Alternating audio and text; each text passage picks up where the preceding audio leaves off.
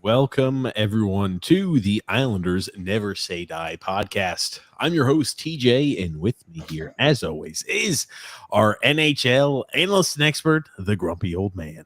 They say there's no shame in his game because he's always the same. That's me.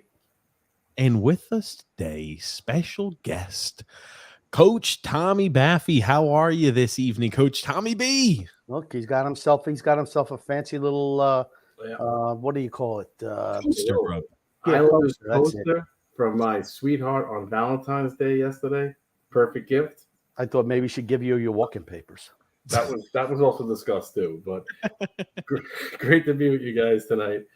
Should be a wonderful night. I always love coming on the show with you, gents. So I'm looking forward to having a fun time with you both.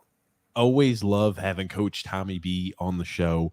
Why we always like to have you back, Coach Tommy B. But a few housekeeping items as always before we start the show. If you're new to the channel, welcome. This is a twice a week All Islanders podcast that takes place every single Wednesday and Saturday at 8 p.m. Eastern Standard Time. That being said, and so if you're new to the channel, we invite you to subscribe on YouTube. We invite you to stick around a while. Stick around for a while. Stick around. Kick your feet up and relax a little bit. Subscribe on YouTube, like on Facebook, and follow on Twitter. That being said, this Saturday, oh, shit. Okay, something just clicked for me. This Saturday, there will be no show. Oh, big frowny face. Sorry, guys. I will be out and about again. So this is not a grumpy reason as for no show. It's never a reason. The no show is never a reason because of me. Here I am. I'm sick, and I'm still here today. Good job. Look at you. There it is, Grump. And TJ has no sympathy. He's like Dr. Mengele. That's what he's like. A Nazi doctor over there. Oh, Kevorkian? Grumpy. Well, yeah, if he had a chance to whack me, probably would. Oh, good gracious. But no show this Saturday at 8 p.m. Eastern Standard Time. But usually every Wednesday and Saturday, 8 p.m. Eastern Standard Time is the best way to find us. We also do have a secondary podcast called TJ and the Grumpy Old Man on Thursdays, 9 p.m. Eastern Standard Time, and on Sundays at 8 p.m. Eastern Standard Time. It's just an all sports podcast that takes place every single, again, as I said, Thursday, 9 p.m. Eastern Standard Time, and on Sundays, 8 p.m. Eastern Standard Time. We talk NHL, NFL, well, the NFL after that catastrophe of a Super Bowl. But we talk NFL, college athletics. We talk NBA, MLB, world football. We talk anything and everything sports on that show. And as Grumpy likes, his little fan fight segment. And also, we're also joined on that show by the infamous Son X. Yes, and you can find that in the link in the description below or as a featured page on our YouTube channel where you see TJ and the Grumpy Old Man, where you'll see that very big TJ and that very small, the Grumpy Old Man. True. Oh, grumpy. I was trying to coach you into that. But we do, Coach Tommy B, who we've had him on the show multiple times. We love having him on. You may see him on Facebook on Coach Baffy's Corner. Coach Tommy B, when is the next time you've got your next upcoming Coach Tommy Baffy's Corner, Coach Baffy's Corner? Thank you very much. I'm going to do my next Coach Baffy's Corner on Thursday, February 23rd. 7:30 to 8:30 Eastern Standard Time for everybody. And we're going to obviously, as we get closer to that trade deadline, discuss a lot more about Lou Lamoriello and what he might do. And, of course, go over and recap some games. And, of course, I always let them know about any drive-by viewing parties and things like that are going on for the people to come out and have some fun and drown their sorrows currently. Drowning their sorrows is 100% correct. So this next Thursday, not this Thursday, but next Thursday at 7:30 Eastern Standard Time, Coach Baffy's Corner. You can find it, and he shares it on all the Islander Facebook pages there, like the Drive for Five, Isles Misery Radio, all the Islander Facebook pages. You can find that on. And we also want to do, and we had I think you wanted to mention there, Carson, you've got a viewing party there for Carson on the 26th. I wanted you to talk about too, Coach Tommy B, before we kind of started the show. Thank you very much for that. I appreciate that. My nephew Carson is, of course, battling neuroblastoma. I've told you that before. He unfortunately relapsed for a fourth time right before the holidays. So he's really running out of possible treatment plans for him. He's 13 years of age. He's a huge Islander fan. And on February 26th, from 3 o'clock to 7 o'clock, with a viewing party attached for the Islanders Winnipeg game at 3:30, we're going to have a big viewing party at Lost Farmers Brewery to raise money for Carson. It's being sponsored by the Islanders, so we have some Islanders auction autographed items. We're also going to have plenty of 50-50 raffle and plenty of baskets and prizes for everyone. It's been catered by a company called Delicacy, SEA, and it'll be a $60 ticket with $20 from each ticket going to Carson and his family, and the other $40 to cover the alcohol. I'm sure they'll be consuming plenty. And the food and the venue. So it's a great event for everybody to come out to. And we're trying to, give Carson, an extended opportunity here to continue to battle neuroblastoma and stay with his family and still go out to the Islander games, which he loves to do. And this kid's favorite thing is to go out to UBS and watch his Islanders. And guys like Anders Lee had given his box 5 times this year already. Wow. Things like that. Oliver Wallstrom, who has friended him and has taken him under his wing. So there's a lot of Islanders doing a lot of wonderful things for Carson. And I hope you can all come out on February 26th and support Carson and our fight against neuroblastoma. Yeah, definitely a worthy cause. I recommend, if you have that opportunity, absolutely do it. And, the good thing about with the Islanders playing so poor, he can probably sit along the glass anywhere in the arena now. So you don't have to pay for those tickets. Oh man, grumpy immediately shifts. I mean, am I lying though? It's funny. I look, and I'm not trying to, minimize Tommy, the charity. Carson. But I'm looking at the stadium all the time. Like there's no one in the lower bowl, or 20% of the lower bowl is filled. And I'm like, and I think it's been like that for the majority of the time. I don't know why, but it just seems like that's always the case. I don't know. Well, I can explain some of that to you. I mean, the clubs are at center ice. So any of the lower bowl seats at center ice, people are either in the Dime Club or the Verizon Club. They're very expensive tickets. And with the tickets come in Verizon Club, you get alcohol and food. In the Dime Club, you get food. With what you're paying for those tickets and you're locked in on 3-year commitments, when you go, you take advantage of it. And last night was crazy, Grump and TJ, because there were tickets for sale all over the club tickets, but people were giving them away last night. That's how bad it was last night. Yes. So, and it's funny. We've always talked about, it looks like attendance is always in question at these games. And it looks like this year, right, attendance probably is lower than it was last year. And people had tagged us in this. And thank you everybody who tagged us in it. But this was at puck drop. It wasn't like this was what time was start time yesterday? Was it 7 or 7:30? 7:30. I think I see me and Andrea in our seat. That's how empty it is.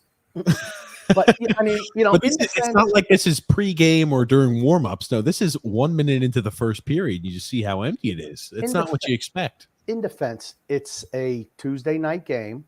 Oh yeah, against Ottawa on Valentine's Day. On Valentine's Day, and we suck. So Well, wouldn't that be a great Valentine's Day gift? Wouldn't your lovely lady love to go watch the Islanders on Valentine's Day, Grumpy? I know the lovely Paige would, and I'm sure the warden would too. she would have probably just sent me there on my own. That would have been the Valentine's Day gift to her. More time away, right? Yep. But yeah, the seats a little empty last night, and I think we're going to continue to see them emptying a little more and more. But you know, we didn't go live I'd say the last two show times, so Wednesday and last Saturday.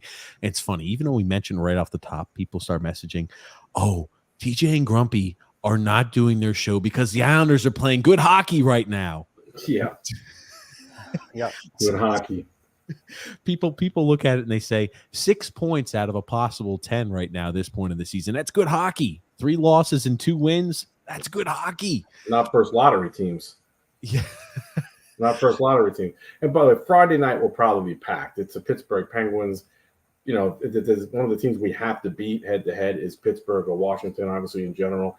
It's going to be a packed house, and it's Billy Smith bobblehead night Friday night. So I guarantee you almost every seat will be sold Friday. But some of these games down the stretch are going to be quite interesting if we continue to fall out of this and what this place is going to look like.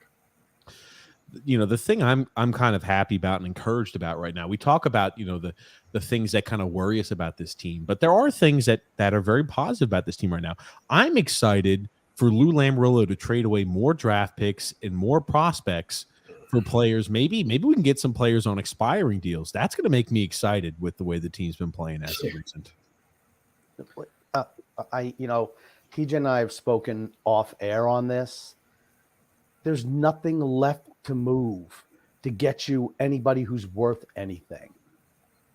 There's nothing left to move. Look, I mean, we got 7 games coming up, all against playoff teams.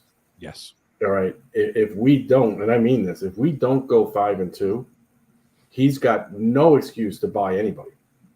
None. And we do have something that we obviously talked about trading Varlamov, right?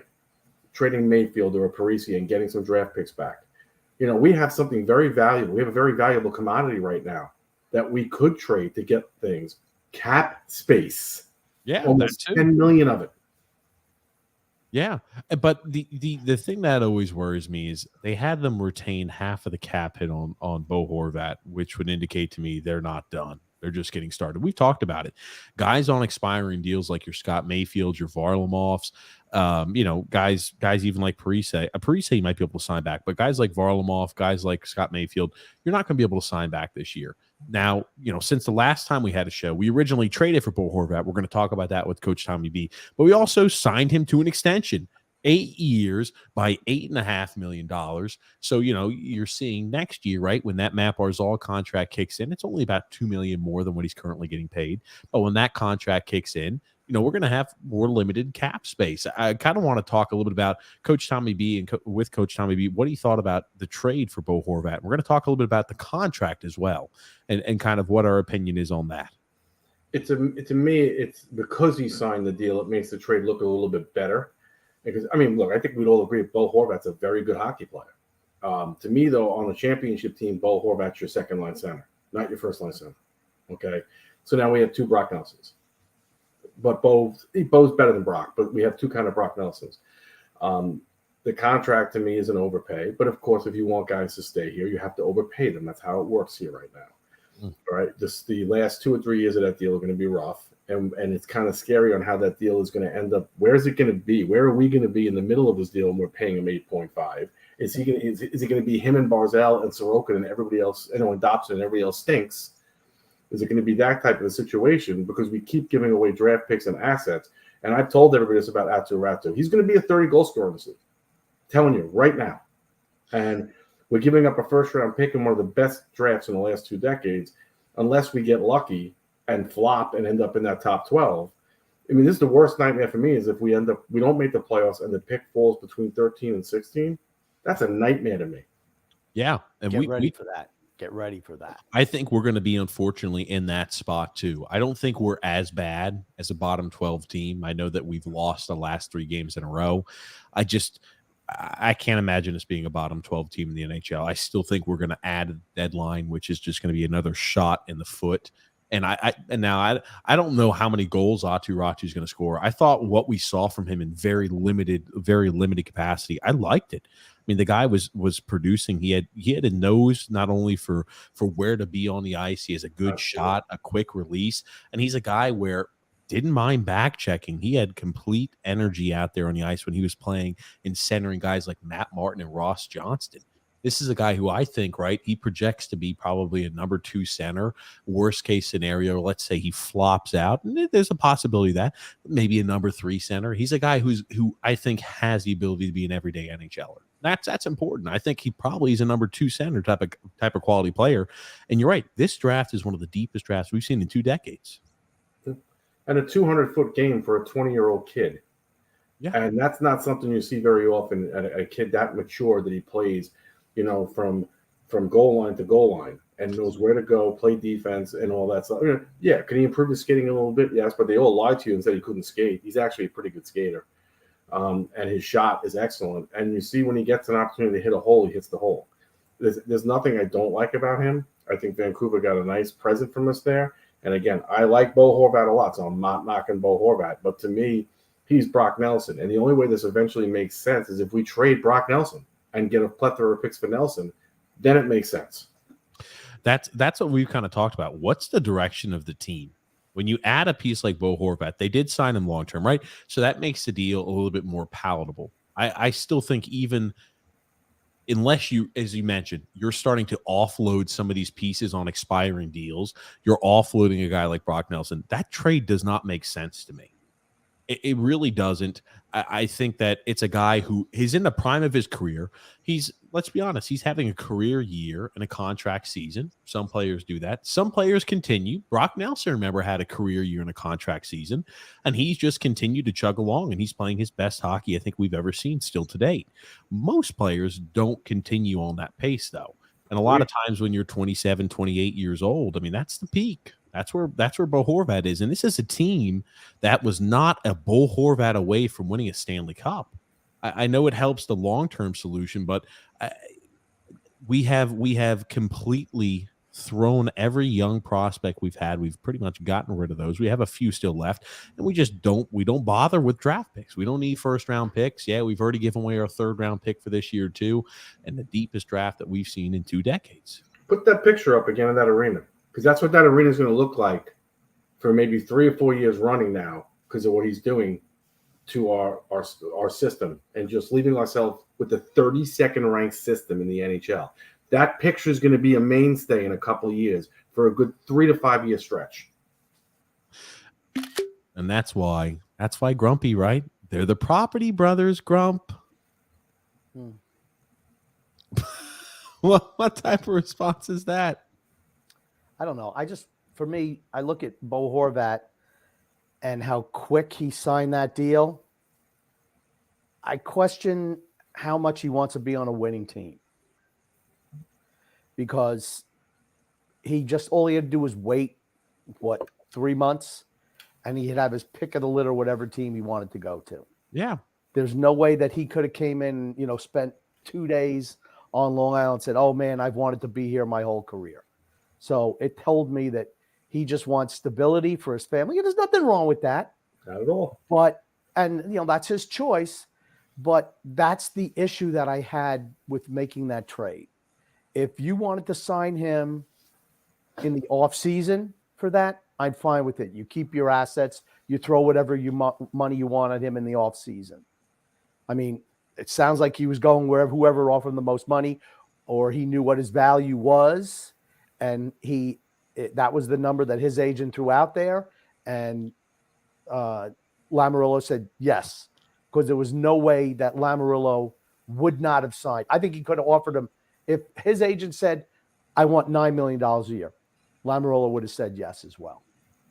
Because Bo Horvat had Lou Lamoriello between a rock and a hard place after making that deal. Oh, 100% he did. He would have got buried, absolutely buried, if he didn't sign. I don't think that his agent did him any favors, without a doubt. But, at the end of the day, the player says, yeah, I just want to get a deal done. But then you have to question, and it's hard for me to do that because you watch him play, man, he's going all out there. But it's like, wouldn't you want to go maybe to a team like Carolina, or in the offseason or something like that? I mean, you get the same money there, and you play on a team that's a winner. I don't think the winning was important to him. I don't. No. And maybe I just find it hard to believe that people are still buying in on, hey, this core, this nucleus that's old, the forward group is extremely old. And our defense is in shambles. Our coaching this season has left, some question marks to it, which we're going to talk about today too, because the fire Lane Lambert crowd, as we continue to lose games, gets louder and louder. So we'll talk about that. But I signed the deal really quick. He could have made more money probably elsewhere. He wouldn't have got that 8th year. But you're right. I thought it was a few years too long, a little too much money. And Lou Lamoriello said, yeah, I gave him too much term and too much money, with that little snicker like, ha, ha, ha. That's what people are going to say. I tell you, the more and more I hear him speak, the more he pisses me off, Lou Lamoriello. It's still a dangerous deal, guys. He's having a career year. Yeah, this guy's never had more than 61 points ever in an NHL season besides this year. He's a 55.25 goal scorer on an average year. Yep. He's 7 times 7, guys. That's what his contract should be. 7 times 7, not 8 times 8.5. Yep. So we overpaid, and somebody would have given that to him on the market. Someone would have given 7 times 8 because somebody would have overpaid. Someone's always willing to overpay. Correct. But why are we always willing to overpay? That's what he does. Lamoriello I don't think he's gotten a steal of a deal in hindsight in anybody that he signed. Pelican Pulak are not worth the money they're getting. I'll give you one. Brock Nelson has been a very good deal. Absolutely. That's the one. I'll give you that. And on top of that too, he did give him the Lou Lamoriello special with the contract, the full no trade for the first 4 years and the modified 16-team no trade clause for the next 4. It's like every single player who's going to have the ability to be an unrestricted free agent says they get the Lou Lamoriello special, full no trade for the first 4 and then modified no trade for the last 4 years. Just mind-boggling. I'm not doing that type of stuff. Look, you sign a long-term deal. I don't mind giving you the no trade the first 3 or 4 years of the deal because I'm not planning on moving you anyway. Correct. Yeah. So I don't mind giving that. I'm not giving anything towards the second half of the deal. I need to have flexibility as a GM. I'm paying you $1.5 million per year more than you should be getting, and now I got to give you a no trade to boot. Take a hike. He does it with everybody, though. He does it with everyone. Is it a shock that Bo Horvat's so quick to sign no, where he's like, great, I can get the stability. I can get the full no trade for the first 4, which isn't an issue, but the modified no trade for the last 4. It's like happened with Palmieri. Happens with every single one of these players who sign, that have the ability to be an unrestricted free agent. It's just kind of mind numbing. Yeah. Palmieri would be okay if he wasn't getting hurt. His deal would actually fit him, but he's having an injury issue. Both years we've had him. When he's playing, he's actually an effective player. He's in his 30s. They get hurt all the time. Yeah, which is true. And some players break down quicker than others, and that's why you don't sign guys in their 30s to long-term extensions, because they're always hurt. My max is 2 to 3 years, depending on the player you are. Once you're above 30, I'm going to get. If you're a really good player, I'll give you the 3rd year. But otherwise, it's a 2-year deal. It's a 2-year deal. I'd rather sign a kid and take a chance on him. You guys will be happy to know Josh Bailey. We haven't mentioned him in a while. I feel like we haven't mentioned, and Grump, we've been quiet on Josh this year because it's kind of like low-hanging fruit at this point. We've gone through the time period shitting on Bailey, and now everybody else is coming around. We've already exhausted those avenues. We're tired. It's a beaten horse. Now, I have to give credit to Mike. Mike sent this to me. Josh Bailey has not scored a goal in the last 21 games. Why is that surprising? He plays on the first line and on power play minutes. How the hell does he still get rolled out there in those type of situations? 0 goals in 21 games when you're partnering. You're the left wing with Matt Barzal and Bo Horvat, and you've got 0 goals in the last 20. They haven't been paired up like that. We've only just recently brought Bo Horvat in, but still, 0 goals in 21 games. He'll score Friday. It's Pittsburgh. He'll score Friday. Yes. It's Pittsburgh. 2 goals. He looks like an all-star against Pittsburgh. 2 goals and 3 assists for Josh Bailey this Friday. I predict he does nothing on Friday. Oh, man. He'll get a fluky goal where it bounce off his skate or off his ass into the net or something like that. Score on Sorokin is what he'll do. Look, if you can't score goals playing with those 2 guys, you shouldn't come out of the locker room. He won't shoot the puck. They're drawing everybody to them, those two guys. The entire team goes to Barzal and Horvat. You're grazing by yourself. If you can't score with those two guys, it's time to retire. Yeah. I'm cool with that. He's a nice, all these guys are nice guys. Yes, they when are. it comes down to it, right? You know, you provide entertainment. The reason you get paid millions of dollars is to score goals, to win games, and to make the fans happy. That's why they spend hundreds of dollars to go to a game, to get tickets to a game. They spend hundreds of dollars at the concession stand, and they create, you know, their entire weekend or their entire plan around, oh man, I'm excited this week. I've saved up enough money where I get to go see the Islanders play. And when you're putting that piss poor effort out there on the ice, it's going to upset the fans. It's going to upset the paying customers. It's just that simple. Well, I know that nobody says, hey, we got to go see Josh Bailey play this weekend. Nobody says that. No, I mean, right now, if everybody wants to see Barzal, Sorokin, and Horvat, that's what everybody's saying. They're not going out to see anybody else. Right. I would love to see next season something I get really excited about for next season, because we only have about $6.9 million in cap space, so we're not going to be doing much but little things to fill in little holes. I want to see Wallstrom playing with Horvat and Barzal and see what comes from that. I'm worried that there's just worse news ahead. We've talked about how last year, I mean, I feel like last year, right? I don't think anybody could say last year's a fluke. After seeing this season, you're seeing still there's some enclaves of Islander fans where they're thinking to themselves, well, if we had Barry Trotz, we'd have a much different result. We'd be in a tell me Barry Trotz couldn't have this team having an extra 6 or 7 points this year and being a playoff caliber team. And I'm just I think it's foolish thought process. No, they already checked out on him. Yes. Well, you think they were also going to check back in? Yep. If they checked out on him, that wouldn't have worked. Same crew that they were done with him. That's why he was let go. He served his purpose. Move on from him. The GM has served his purpose. Move on from him. I agree. Don't give him a contract extension. Move on from him. Now, Coach Tommy B, I know Coach Tommy B is the man with the inside hand. We've heard that maybe Islanders are going to extend him maybe by 2 years. Have you heard about any news on Islanders? He hasn't been offered an extension yet, but what do you think? I think the resounding amount of fans out there who listen to the show and who voice their opinions, they are not in favor of re-signing Lou Lamoriello. But have you heard anything? What are your thoughts on re-signing Lou Lamoriello? I'm only okay with re-signing him if it's a 1-year deal where they're working a transition for the following year and they leave him as team president and they bring in not his son, but a different GM that they can transition to while he keeps the top structure, which is not terrible. That's okay. Then I'm all right with it. But I don't want an 81-year-old GM. He has no plan for the future, and why should he? Why should an 81-year-old care about what the Islanders are going to do 5 years from now? Why should he care? He just cares right now. And here's the issue here with what I think is the ownership now is so more embedded into trying to keep as many season ticket holders as possible that they're okay with mediocrity, even if we reach mediocrity, that they're okay with that. If Malkin's in London, we never see him. The only thing that he's done lately is light up the Empire State Building in Eagles colors. That is his building, by the way.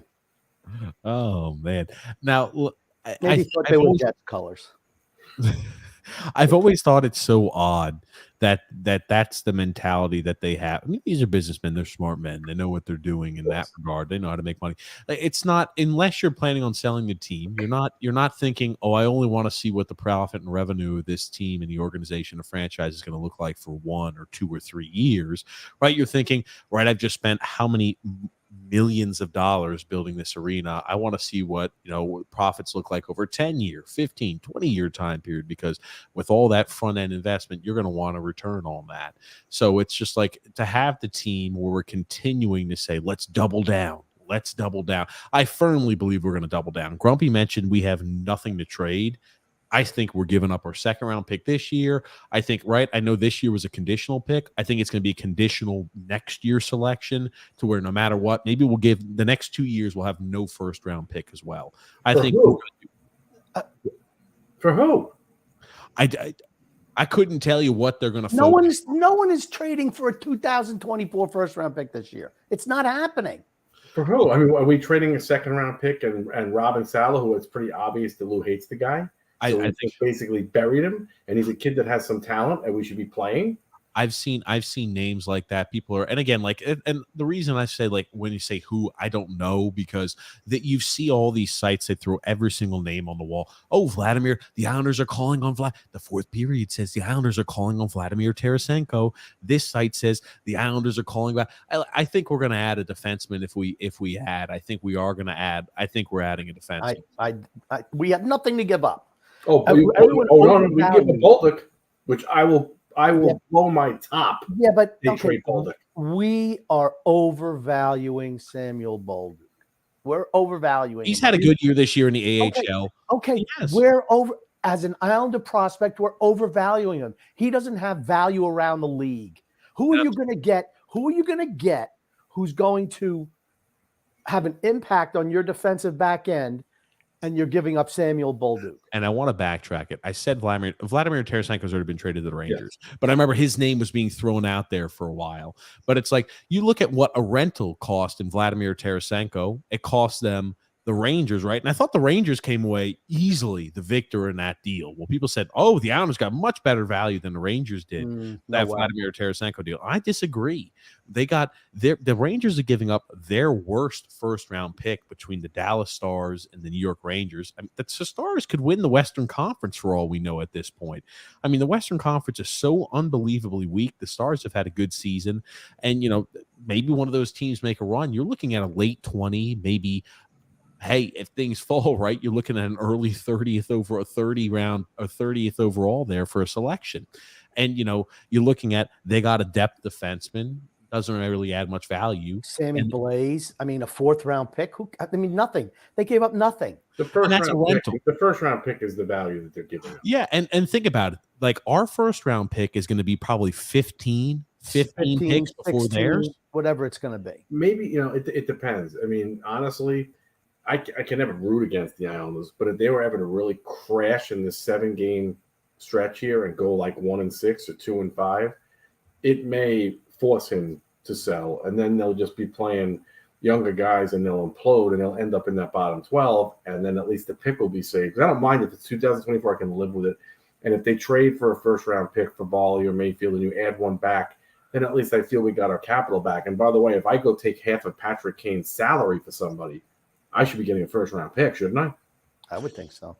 Some sort of compensation. It's just like, has Lou Lamoriello ever, in his ever being a general manager, ever said, yeah, let me go ahead and utilize this empty cap space we have, and we're going to go ahead and be, a vessel to facilitate a trade. We'll go ahead and hold. But I mean, like, the Chicago Blackhawks can withhold half of the cap hit on the Kane, so they don't have to outsource it to somebody else. But Kane's another name that I've seen that's been thrown around. The fourth period says the Islanders are looking in Patrick. Yes, he wants nothing to do with us. No, he wants Toronto or the Rangers. He wants Toronto, and the Rangers is not an option anymore. He'll go to Toronto. My point is, nobody watch out for Carolina as well. Watch out for Carolina. Dallas too. Nobody has any idea yet as to what's going to happen. That's why it's like speculating on who we would want to trade for. The Islanders have nothing to offer. You're wrong. No, I'm not wrong. They have nothing to offer. This draft is so unbelievably deep. An early 2nd-round pick, Grump, that's like a late first in most drafts. You're talking about something that's going to be 45, 46. That's not good enough to get you anything that's going to make your team better. When you're giving up a prospect and you're giving up addition, I'm telling you, the Islanders, Lou Lamoriello, why would Lou Lamoriello have the I'll bet you $100 right now they do not add at this deadline. $100. Why? Let me ask you this. Why would Lou Lamoriello have the Vancouver Canucks withhold half of the cap hit on both? He's a fucking moron. I don't know. No, he was hoping that this would jumpstart the New York Islanders into a freaking run. So he figured if it does that, then I will add a defenseman. He's going to add a bottom 6, and I'll add a forward that might be a good penalty killer or something. Because our penalty killing is atrocious. Okay, he might have done something like that. If he does that now, as I said, if they go on a 7-game stretch here and go 3-4, which is what I think they probably do, and he still adds, honestly, they should hang him in New York. It's absurd that this guy's allowed to run this team and do this to this team. Everybody out there knows we should have been sellers. Everybody. He should have been under orders, not to move guys, not to bring anyone in. If you wanted to offer Horvat that money in the offseason, do it. That's fine, no problem. You could not afford to give up picks and the one prospect that you have who looks like he'd actually turn into something. They should have just said, no freaking way. We're not doing that. Because guess what? When he's long gone, those owners are still going to be here. Maybe. Unless they sell, Grumpy. Maybe. Yeah, they'll be here for a while. But for a few years they will. Don't get me wrong. And you know what? They've got a real estate project going on. It's still probably 3 or 4 years away from completion. So he's not doing nothing until he completes it. And part of the real estate project that he's doing makes no sense to me. Putting in shops in Belmont in the South lot, thinking people are going to be driving to Belmont to go shopping. I mean, come on. Most people don't even go out to shop anymore. They go on Amazon. They go on the internet. Why are you putting a mini shopping mall inside the Belmont Arena? The traffic, the congestion there, no one's going there to shop. I promise.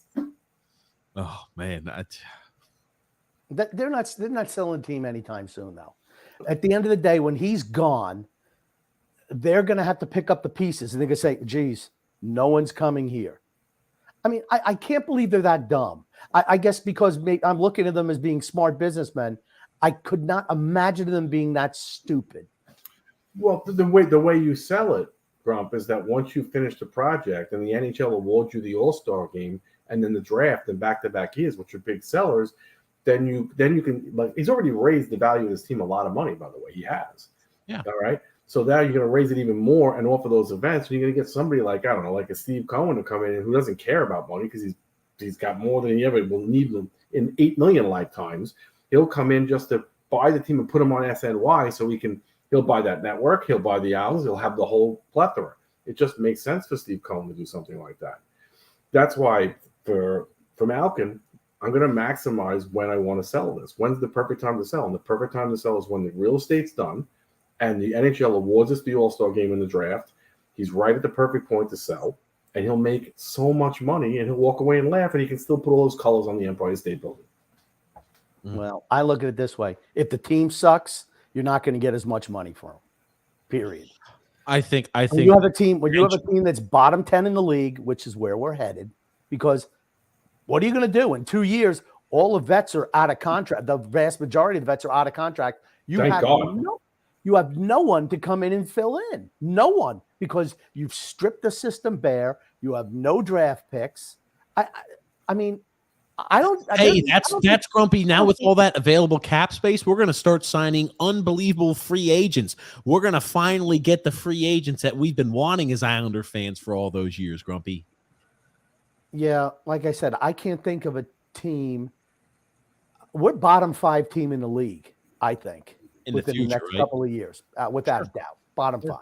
Scary, but it might be right. We'll have a few players who are good. Then we're going to have a whole bunch of John Sims out there. That's what it's going to be. It's very possible. There is no one coming up through the system where you say, man, that kid can play. Not a one. Not one. William DeFore can't skate. Can't skate. Sorry. No. Can't skate. I'm a lot higher on DeFore than you are, and DeFore's skating ability right now, it's borderline NHL skating ability on a lower level, but he's still a very young kid, and he's a very hard worker, and he's got very good character. So this kid's going to continue to work at it. Is he going to be some guy that's ready to instantly jump here? No, he's going to need the rest of this year. He's got to go for his power skating over the summer. He needs another year at Bridgeport. I actually think DeFore can be like a Trent Hunter, which is a pretty solid player. Yeah, on a really shit team. That's what Trent Hunter was. A solid player on a really crappy team. Well, if that's what we had, that's what we had. That's not his fault.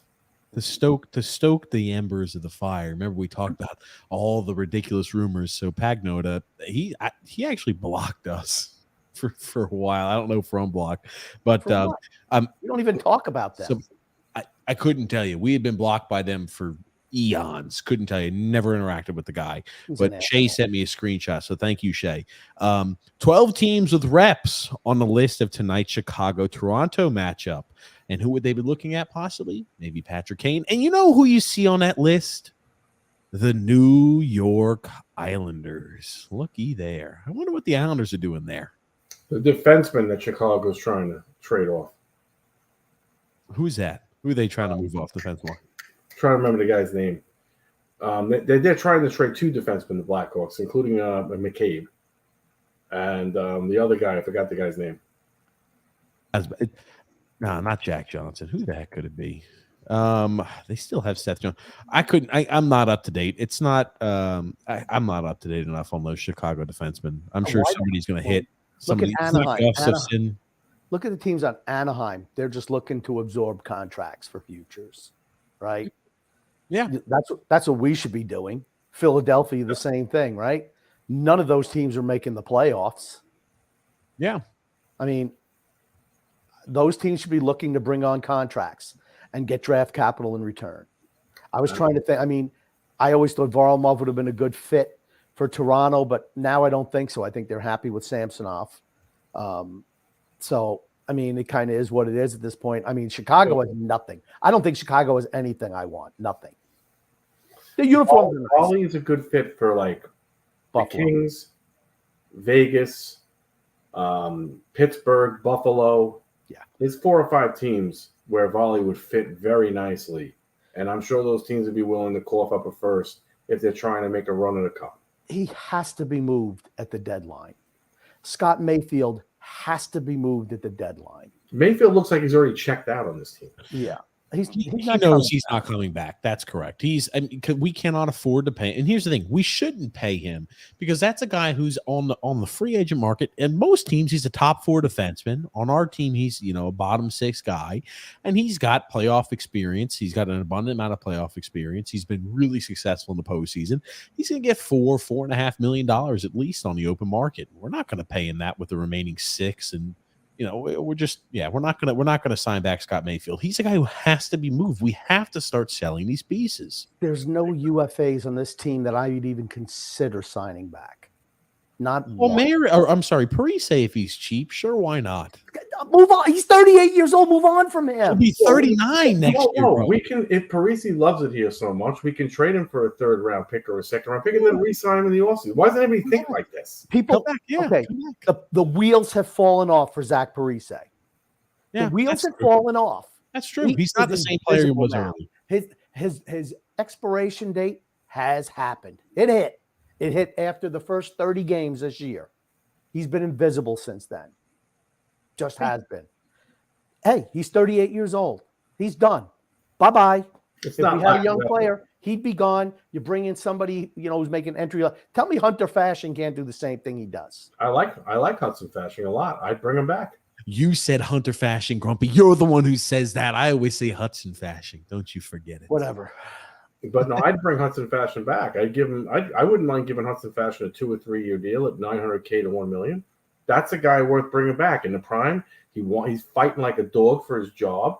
He wants to be out. He's not a top 6 guy. I get it. People put him on the first line. That's not the player that he is. No. But I'll take him on the 3rd or the 4th line, working his ass off like that. Yep. Zach Parise has 2 points in the last 16 games. He's done. The wheels. He's not. He the thing. Maybe he can't skate anymore. He can't skate anymore. Well, here's the thing. It's a lot easier to skate and put forth effort when you're fighting for something. When you're a team that's not going to have a chance for the postseason, those bumps and bruises seem to hurt a little more. It just is. It's human nature. He was showing everything he showed the last year and a half. He showed the first 30 games, and then his game just. I just don't think he'd do it anymore. It's possible, he's just gone into a rut. Maybe just who he's playing with. I mean, it's hard to know. I don't think it's an effort thing. I don't think Parise knows how not to try. Exactly. So that's why I'm saying it's not that he's in a rut, because he was always the first guy to the puck. I don't even notice him anymore. Yep. He's lagging behind. Like I said, it's noticeable. Unless he's hurt. Unless he's hurt. But then why is he playing? Because that's the type of guy that he is. Well, you know what? At some point, you got to say you're hurting the team because you're invisible out there. Who's replacing him? That's I going to don't be care. any better. Ross Johnson. But hey, you know what? That's Lamarillo's problem. Agreed. But I'm just making, who's replacing him? Is Ross Johnson going to be an upgrade over him? You know what? If he's that hurt so much that he's only got 2 points in 16 games, Ross Johnson can give you that in a regular shift. I'll tell you, you want to sell some tickets? You want to sell some tickets? Let Ross Johnson play and fight everybody. Yep. Yeah. People will come watch that. That's right. Maybe we should give Simon Holmstrom an elevated role. Now, Coach Tommy B, I want to ask you, what is up now? What do you think about and what type of stock do you take in all of this Simon Holmstrom love? There are so many fans who are like, oh, Simon Holmstrom has won me. I've been getting messages. I was originally doubting Simon, but he's won me over. I'm not giving him love, but what he's proven to me is he can be a useful bottom six. Now, there's a lot of guys that can be useful bottom sixes. Yeah. He is young, and it's actually nice when you have a younger guy to bring a little bit more youth energy. We've talked about having youth on this team. Yeah. I think Simon can play a role on a team. He's shown me has an ability to become a good penalty killer. He's got a lot of work to do on his game. Don't think that he doesn't. He 100% does, but he's still a very young man, and I think he can be an effective bottom six forward. And at his age, probably stay relatively healthy and help the penalty killing unit. And maybe be a 15-goal scorer in this league. Yeah, he looks like a guy who's going to be a bottom six guy, and that's why I'm like, you see, like some fans are really, oh man, Simon's looking great. I'm like, I'm sorry, I'm not getting excited for a guy whose ceiling looks like he's a third line forward. Have you seen our farm system? That's why people are excited. Look at our farm system. I guess that's a good point. We had somebody who gave him away. Absolutely loved Ratu. I loved Ratu too. I love what I saw in it. It's his first full year playing on the freaking NHL ice surface, on the American ice surface. Yep. And we said, yeah, see you later. I mean, this is the first fully. Think about all the change he had. This guy was 2 years ago, or the year before his draft class, he was the questions were, he's a consensus top 3 pick. The questions were, will he go number 1 overall? And it was like 1 year's completely altered everybody's opinion on him. Some people still stand fast where it's like, oh, this is a guy who's a 2-3 or maybe a 3 center. What I saw from him, he shows everything like, hey, he could be a number 2 center in the NHL. But hey, gave him away for pennies. You know what upsets me about this, guys? Lou did good in last year's draft. We're going to find that out in a few years. He actually found some speed, some guys who can skate, some guys who can play on this level, a couple of good young defensemen. This kid Maggio is eating it up. We've got some talent out of this draft, but he refuses to keep his draft picks. It boggles my mind. Well, I mean, here's the thing. You talk about Casper Holmstrom. 4 points in 29 games. Oh, I get it. He's first-round draft pick. Is that what hey, we drafted him in the first round. He's a serviceable bottom 6 guy. That's not a rousing endorsement. But that's not his fault. No, it's not his fault. He sucks. I don't want to see him. I don't want people saying how he's great when he's not. He's, like I said, he was horrid when I saw him live last year. Horrid. You can tell the kids who could play down there in Bridgeport. He was not one of them. Who was the one kid you said that could play for Bridgeport, Grumpy? You said it all off season long. Ratu. I'm like, all right. And matter of fact, he missed in the game I went to see. He only played the first period of one game, and he played the full second game. And I was like, that kid can play. That kid can play. He and Kyle McLean were the 2 guys. I'm like, okay, McLean could absolutely play on the bottom. On your bottom line. He could absolutely play on the bottom line. McLean could be a 4th line forward in this league because he plays like an animal. Yes, and that's why you don't need 34-year-old Cal Clutterbuck or 33-year-old Matt Martin. You don't need those guys. Martin is actually shockingly enough, right? We talk about the guys who have aged poorly. Matt Martin said, I'm taking the clock back to maybe having one of the best years of my career. I think Matt Martin's had, and again, I don't expect him to continue this pace next year, but this is probably one of the best years I've seen from Matt Martin. This $6 million man, Grumpy. He's had a solid year, bro. Matt Martin does deserve credit for having a quality year. There's a lot of players who aren't having quality years for the Islands. Martin's been bringing it almost every night. Wants to make sure he gets paid that last year of his contract without getting shipped out because he's been terrible the last 2 years. Like I said, you don't give 4th liners 4-year contracts extension. Sorry. You don't give a 4th line center who's 30 years old 6-year contracts. They just don't do it. Those are the type of idiotic moves that get you in salary cap jail. I mean, and he does it over and over again. He doesn't. Lou Lamoriello was a great GM until the salary cap came in. He's never mastered that. Never. That's a fair statement. He was a great GM before the salary cap came in. He won 3 cups. You have to give him credit for that. Yep. Since the cap came in, he hasn't been bad, but he's been average. Average isn't good enough. Not in this sport, it's not. Nope. He did well. Here's the thing. I think the first 2 years were far above average. The first, besides the Devon Taves trade, he really, I mean, like, okay, Jean-Gabriel Pageau I thought was an overpay, but bringing Sorokin here, bringing Barry Trotz in, those were huge pluses to the team. Yes, and what we've seen, and like that, right. I'm willing to look past some of those trades where I'm like, I'm not a big fan of that. I can overlook it because he did so much good over that time period. Now, the bad far outweighs the good. It's not like with this Bo Horvat trade and signing, we say, great, we underpaid for Bo Horvat and we got him on a sweetheart deal. No, we overpaid for Bo Horvat and we had to pay him probably exactly what his market price would have been at the end of the year and given him the 8th year on top of it. He's overpaid in every single deal that he's made. Correct. He's overpaid. And then he overpays the player. And he just, loyalty means something. I don't give a shit about loyalty. It's about winning Stanley Cups. It's not about the cul-de-sac crew. In fairness, though, to 2 of the deals, when they were made, when the deals for Ryan Pulock and Adam Pelech were made, most people did think they were good deals because of their ages. And none of us could have foreseen Pulock. And Pulak's not a bad player, but now he's just a decent player. He's fallen off from that first pairing ability. And he's 27. He shouldn't have fallen off yet. And for Adam Pelech, who has been a great defensive defenseman, his last 2 years have been a little bit underwhelming. Since he made the All-Star game, I should say, he's been underwhelming. Yep, we said that too. The peak was 2 years ago. 2 years. 2 years ago, we said it, Tommy Baffy, on this show. 2 years ago, I said they're not the same guys. As soon as the season started, they had that good 2020 year. They were, this is the best defensive pairing in the league. And then I feel like they started smelling themselves a little bit, reading their press clippings, and they haven't been the same since. And they've been on a steady decline. I mean, yeah, they signed that deal. And I mean, still the money is not that bad, but their drop off from where they were has been precipitous. I mean, I can give you what's bad is that Ryan Pulock has a full no trade clause through the 2027-2028 season. That's what he does.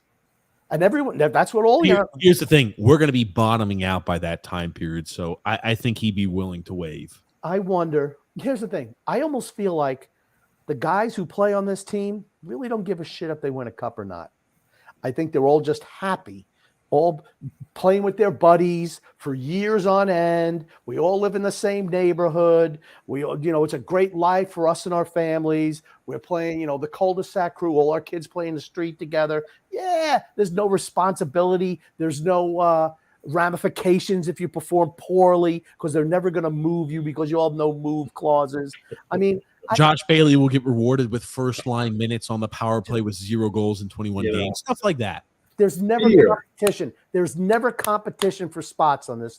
Fear is a wonderful motivation. It sure is. Yeah. And we have none on this team. None. And Lambert's trying it right now. He's going nuts, screaming his head off, and he's playing like, I got a no trade. I laugh when people say that Lane Lambert's a problem. Lane Lambert's not the problem. It's the fat cats on this team. Let's talk about that. A lot of people are saying, fire Lane Lambert. Lane Lambert's the issue. Absolutely not. I kind of am in agreement with that too. I don't think Lane Lambert's the issue. Lane plays, and people are saying, this is like watching Doug Weight hockey 2.0. Here's the thing about what else is he going to do? Doug Weight hockey and Lane Lambert hockey are the way the NHL is played currently. That's how 80% of the NHL plays that style, where they're run and gun, fire engine style hockey, where their defenders are consistently having a high and heavy forecheck, where you've got to be great skaters. Our forward group is one of the worst skating forward groups in the NHL, with the exception of a few players. And you see there's a huge gap between our forwards and defensemen. It allows for easy transitions and 3-on-2 breaks for those other teams that can skate well. and we're just always consistently outnumbered. It's the reason why our team faces a whole bunch of high danger scoring chances, and it's the reason why our defense looks miserable, is because they're always outnumbered. Yeah, are they fighting in front of the net like they did under Barry Trotz? No, but most teams in the NHL don't fight that way anymore. Look, I kind of laughed at this when this came out with Lambert, because I've been talking about this on my show, Coach Babby's Corner, for a while, about how nobody boxes anybody out in front of the net on this team anymore. Yeah, I've been doing this for months, saying Sorokin's looking through barrels of people. Yep. Every shot that comes through, I go, it's incredible what he does. And I go, and finally at game 56, Lane Lambert calls them out in the press to say they're not boxing. I'm like, what have you been watching for 3 months? Yep. I think that, and you look at the majority of the goals that we score, they're like those dirty goals where it's like we've got to go ahead and throw as many people and as many men forward at the front of the net and try to go ahead and get these deflections, go ahead and get these rebound goals and try to go ahead and put traffic in front of them.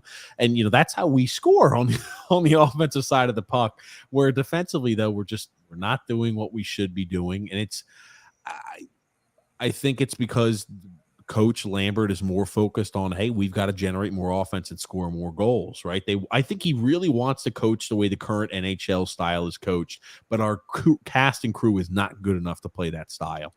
That's it in a nutshell. The players aren't good enough. I've been saying it for years. We're an old team, and players don't age like wine; they age like vinegar, and you're seeing it. I mean, I'm kind of off of that now because it's so obvious to everyone else. So I'm on to the next thing. All right. Grumpy's the curve. We talked about what was before the ahead of the curve, Grumpy. Right. The next thing, what they should have done. They absolutely could have transitioned this team, this trade deadline and off season. They could have done it. They chose not to. They chose to go in the other direction. They can still do it. Will they do it though? But they're not going to do it. They can still do it. They're not going to. I just don't see when he's doubling down and trading your only prospect who's worth anything and your first round draft pick in a really deep draft. And let's say you move a Varlamov. Let's say you move a Mayfield. Where do you think those picks are going to be? In the 20s? Yeah, I get that. But I mean, you could have had if you move those guys early enough, you could have had maybe a top 12 pick with your own pick. Then you could have had yourself maybe an 18 and maybe a 25. And then you can expedite that rebuild process with the Rock 2 there. Brock Nelson has more value than Bo Horvat did. Yes. Do you think he's moving him? Do you think he's He moving should. Brock Nelson? Yeah, he should. We've talked about it on this show. I said he should have absolutely moved him. You could have got 2 number ones for him, without a doubt. If he wants to look intelligent by March 3rd, go move Brock Nelson to Colorado for 2 firsts and Girard, and make that maneuver, because Colorado has to weigh that cap anyway. Go make that freaking maneuver. And if they want to give them Mayfield, I don't really care at this point. They can have Mayfield in that deal. Give me the 2 firsts. Girard's a very capable defenseman. And bring that back here. And that puts us right back on track. And then you got to move Varlamov. Yeah, No way Varlamov should be on this team after the deadline. No way. He's back up.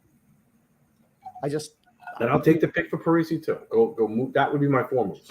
And every single one of these trades, because remember, you can go ahead and retain a cap hit on 3 different players, right? Retain your cap hit on Varlamov. Retain the cap. You can retain up to 50% of the cap hit. Retain the 50% cap hit on Varlamov. Retain the 50% cap hit on a guy, on your guy like Scott Mayfield's cheap too. But retain the 50% cap hit. I mean, you can offer Mayfield at $700K. And I'm using the cap space, right? TJ, and I'm also going to use that cap space to facilitate a couple of more trades to get a couple of more draft picks. Yeah, when I'm done, I'm going to have 6 or 7 picks when I'm done through the trade deadline. And then what you could do, you can move up and down the board. Yeah, definitely. I mean, see, that's what, but I don't think he's capable of doing that. This is a guy though. At his age, he's capable of doing that. He overpays all the time because you know what? When you get older, you become less patient. You're like, oh, you know what? I just want to get what I want to get done. Yeah, okay, I'll give him. Yeah, that's fine. I'll give you this too. No problem. I want what I want. Are you speaking from experience, Crump? Absolutely. When you get older, you get less patient. You just do. for people out there, this is what we're stating to do here is not a full rebuild. It's a retool. Right. We could have. But if you want to be a cup team, if you want to win Stanley Cups, you have to be able to draw from the well. And if you have nothing in your system, you cannot draw from the well. Plain and simple. So if you still have the ability to bring free agents in if you get rid of cap money anyway. So you can do things very quickly in the sport if you do it right. Yep. If you want to take everything all the way to the bottom, then you're going to have nothing to trade, and you're going to have nobody on your team, and you're going to have to totally. That's when a rebuild happens, and then you're stuck for 5 years in hell with that picture that started the show off that TJ put up.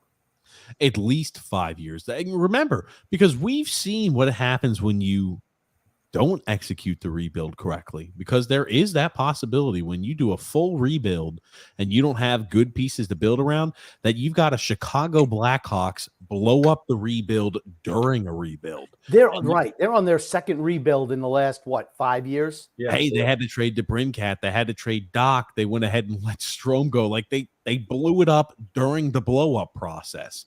And so like there is the possibility if you don't hit right, we've seen what it's like as Islander fans to where, oh man, it was a 4-person draft, or we drafted Michael Doe Cole, and every single one of these players around before and after him have all been fantastic. We've seen it. How does what Chicago has done look if they get Connor Bedard, though? It's all saved. Right?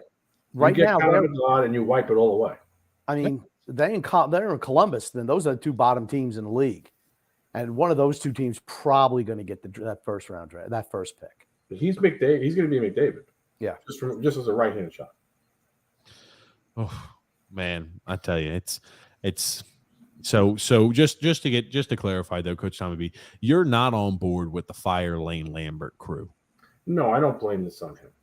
And I got to give him, as a rookie head coach, I also have to give him a little bit of a pass. So he's learning his job too. Now I get he was Trotz's right-hand man for a dozen years, but it's still different. It's not the same thing. You guys go football references when coordinators become head coaches, how so many of them fail. It takes time to learn how to be in this position. I cannot place this blame on him. There's some things I don't like that he's done. Don't get me wrong. If he does this again next year, it's a different story. He's been set up to fail. He was set up to fail. You brought the same team back, the same exact team you brought back from last year with no improvements, and you expect different results. I like I said, I never felt that it was the coach. I just think that the guys just aren't good enough. They're just not good enough. In Barry Trotz, I think the best year we had was the first year under Trotz, where the team was the us against them mentality, where we wanted to prove Tavares and the rest of the world wrong. The other years that we made the postseason, that 2020 season again, we were not in a postseason spot with 10 games remaining, and Florida and other teams had games in hand on us. But because COVID stopped it and went to the bubble, we were able to make the postseason. And the year after that, we played a 56-game, whatever many games it was, season, where we played the Buffalo Sabres, who were one of the worst teams in the NHL. We played them 8 times, and we played the Devils, who were one of the worst teams in the NHL 8 times. 16 games came against really piss-poor competition. So,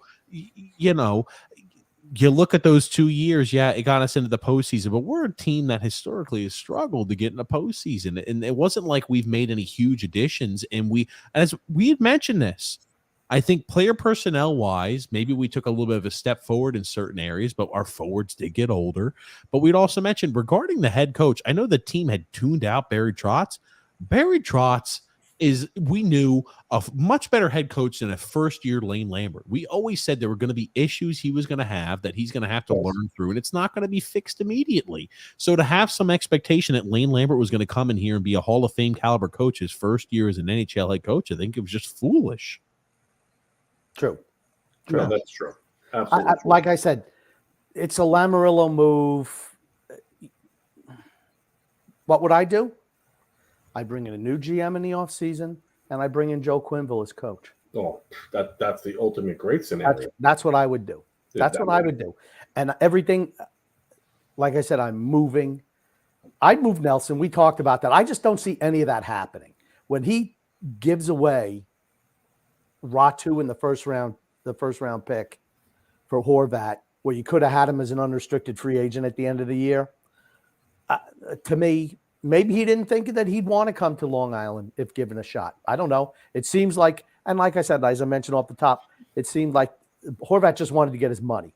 Wherever he was getting traded to, that's where he was going to sign. But just a question to you right now. If I'm Lou Lamoriello and I called up Colorado right now, who wants to win another cup, and I offered them Brock Nelson and Mayfield for a couple of firsts and Sam Lou Gerard, would they not take that trade in 2 seconds? Would he do that though? I don't, because you're right. Because Brock Nelson, you talk about the deal. He's on a sweetheart deal, making like $6 million a year. He's performing. He's one of the best players on this team. He's coming off of another career year, back to back to back. And that's a guy who you could trade for a freaking king's ransom. But what we're going to do is we're going to waste him on a team that has no shot at a Stanley Cup and very minimal shot at any sort of playoff hope. And we're just going to waste him and say, well, we'll trade him later. As opposed to Gerard, I'd rather bring in Alex Newhook. Yeah. That's fine too. I'll have both, because if I'm giving them Mayfield, I'm giving them 2 players. Yeah. I'm just giving them a starting point of a trade.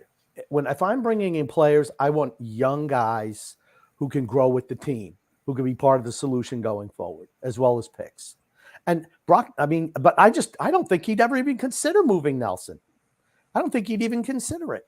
That's my whole thing. When I see him making that move for Horvat, I'm like, okay, he's not going to be selling at the deadline. Even though he should, he won't. They'd have to crash. Now, are they going to crash over these last 7 games? Now, let's figure. Now, Boston's a little bit of a tailspin right now. So, they could beat Boston. Oh, hang out. You're going to beat Boston playing a 5 o'clock game on a travel day after you play 7 o'clock at night? Yeah, I don't think, against Pittsburgh? Yeah, I'm saying they could. I'm not saying they would. I'm saying they could, because Boston's in a little bit of a tizzy right now. I think they'll split with Pittsburgh.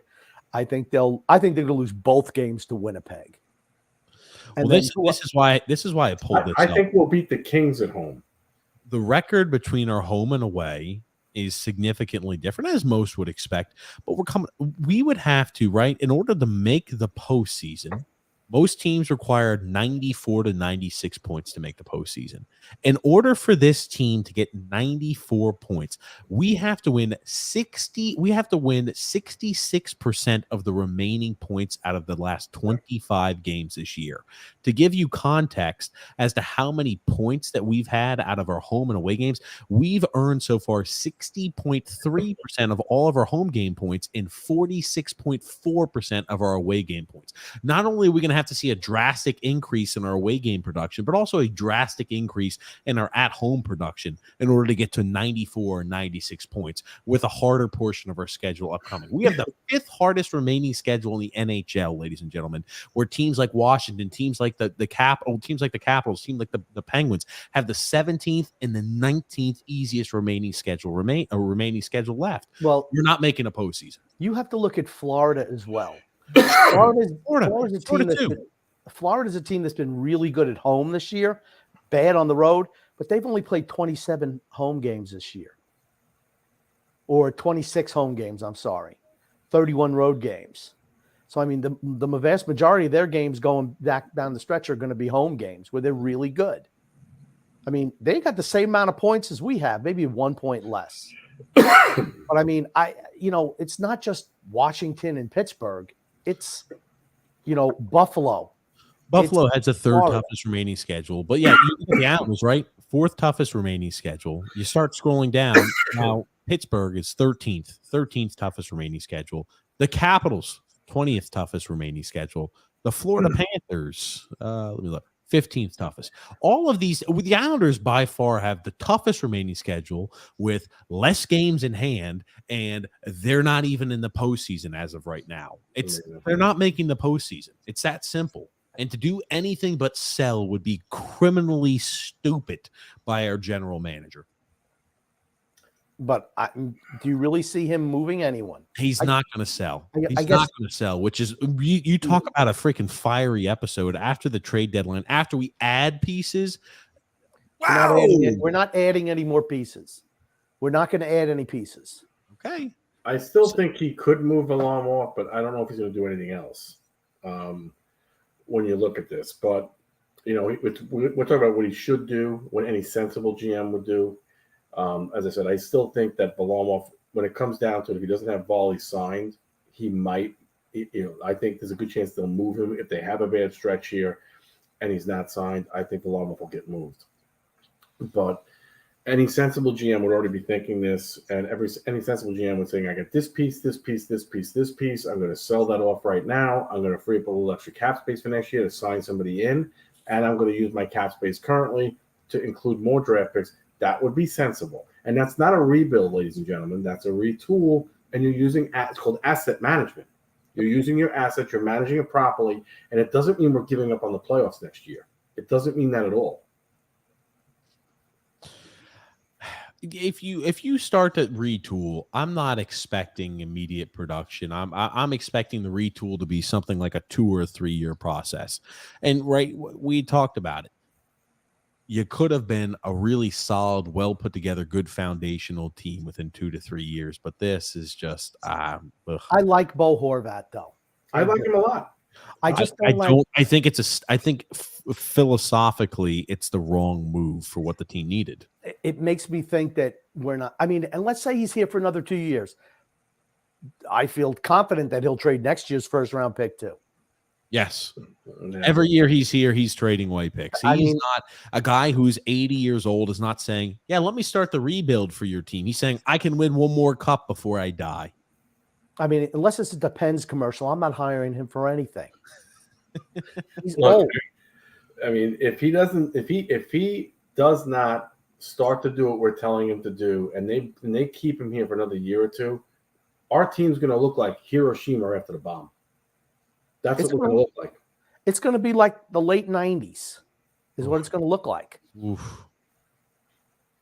Yikes. We're the bottom 5 every single year. Before we continue too much more, because I do have a few additional questions before we start getting comments, but we do have a few ads today to read. We got an ad from DraftKings. Hockey fans, light the lamp this winter with DraftKings Sportsbook, an official sports betting partner of the NHL. New customers can bet just $5 pregame money line on any NHL team to win their game and get $150 in free bets if they do. So pretty much whoever's playing the Islanders, take a pregame money line against them, and you're in good shape. If that wasn't enough excitement, you can turn small bets into even bigger payouts with same game parlays. Combine multiple bets like which team will win, how many goals will be scored, and for your shot at an even bigger payout. Download the DraftKings Sportsbook app now and use the promo code THPN and bet $5 on any NHL team to win their game and get $150 in free bets if they do. Only at DraftKings Sportsbook. Again, with promo code THPN. Minimum age and eligibility restrictions apply. See the show notes in the detail or in the description for additional details. And today we also have a sponsor, or we also have an ad to read from Raycon. Hey, at this time of the year, everybody is talking about making big changes, which is all, well and good, but most of the time pretty unrealistic. Hey, how are you, Grumpy? How are you doing still on your New Year's resolution? Are you still keeping along with those? Sounds like the Islanders.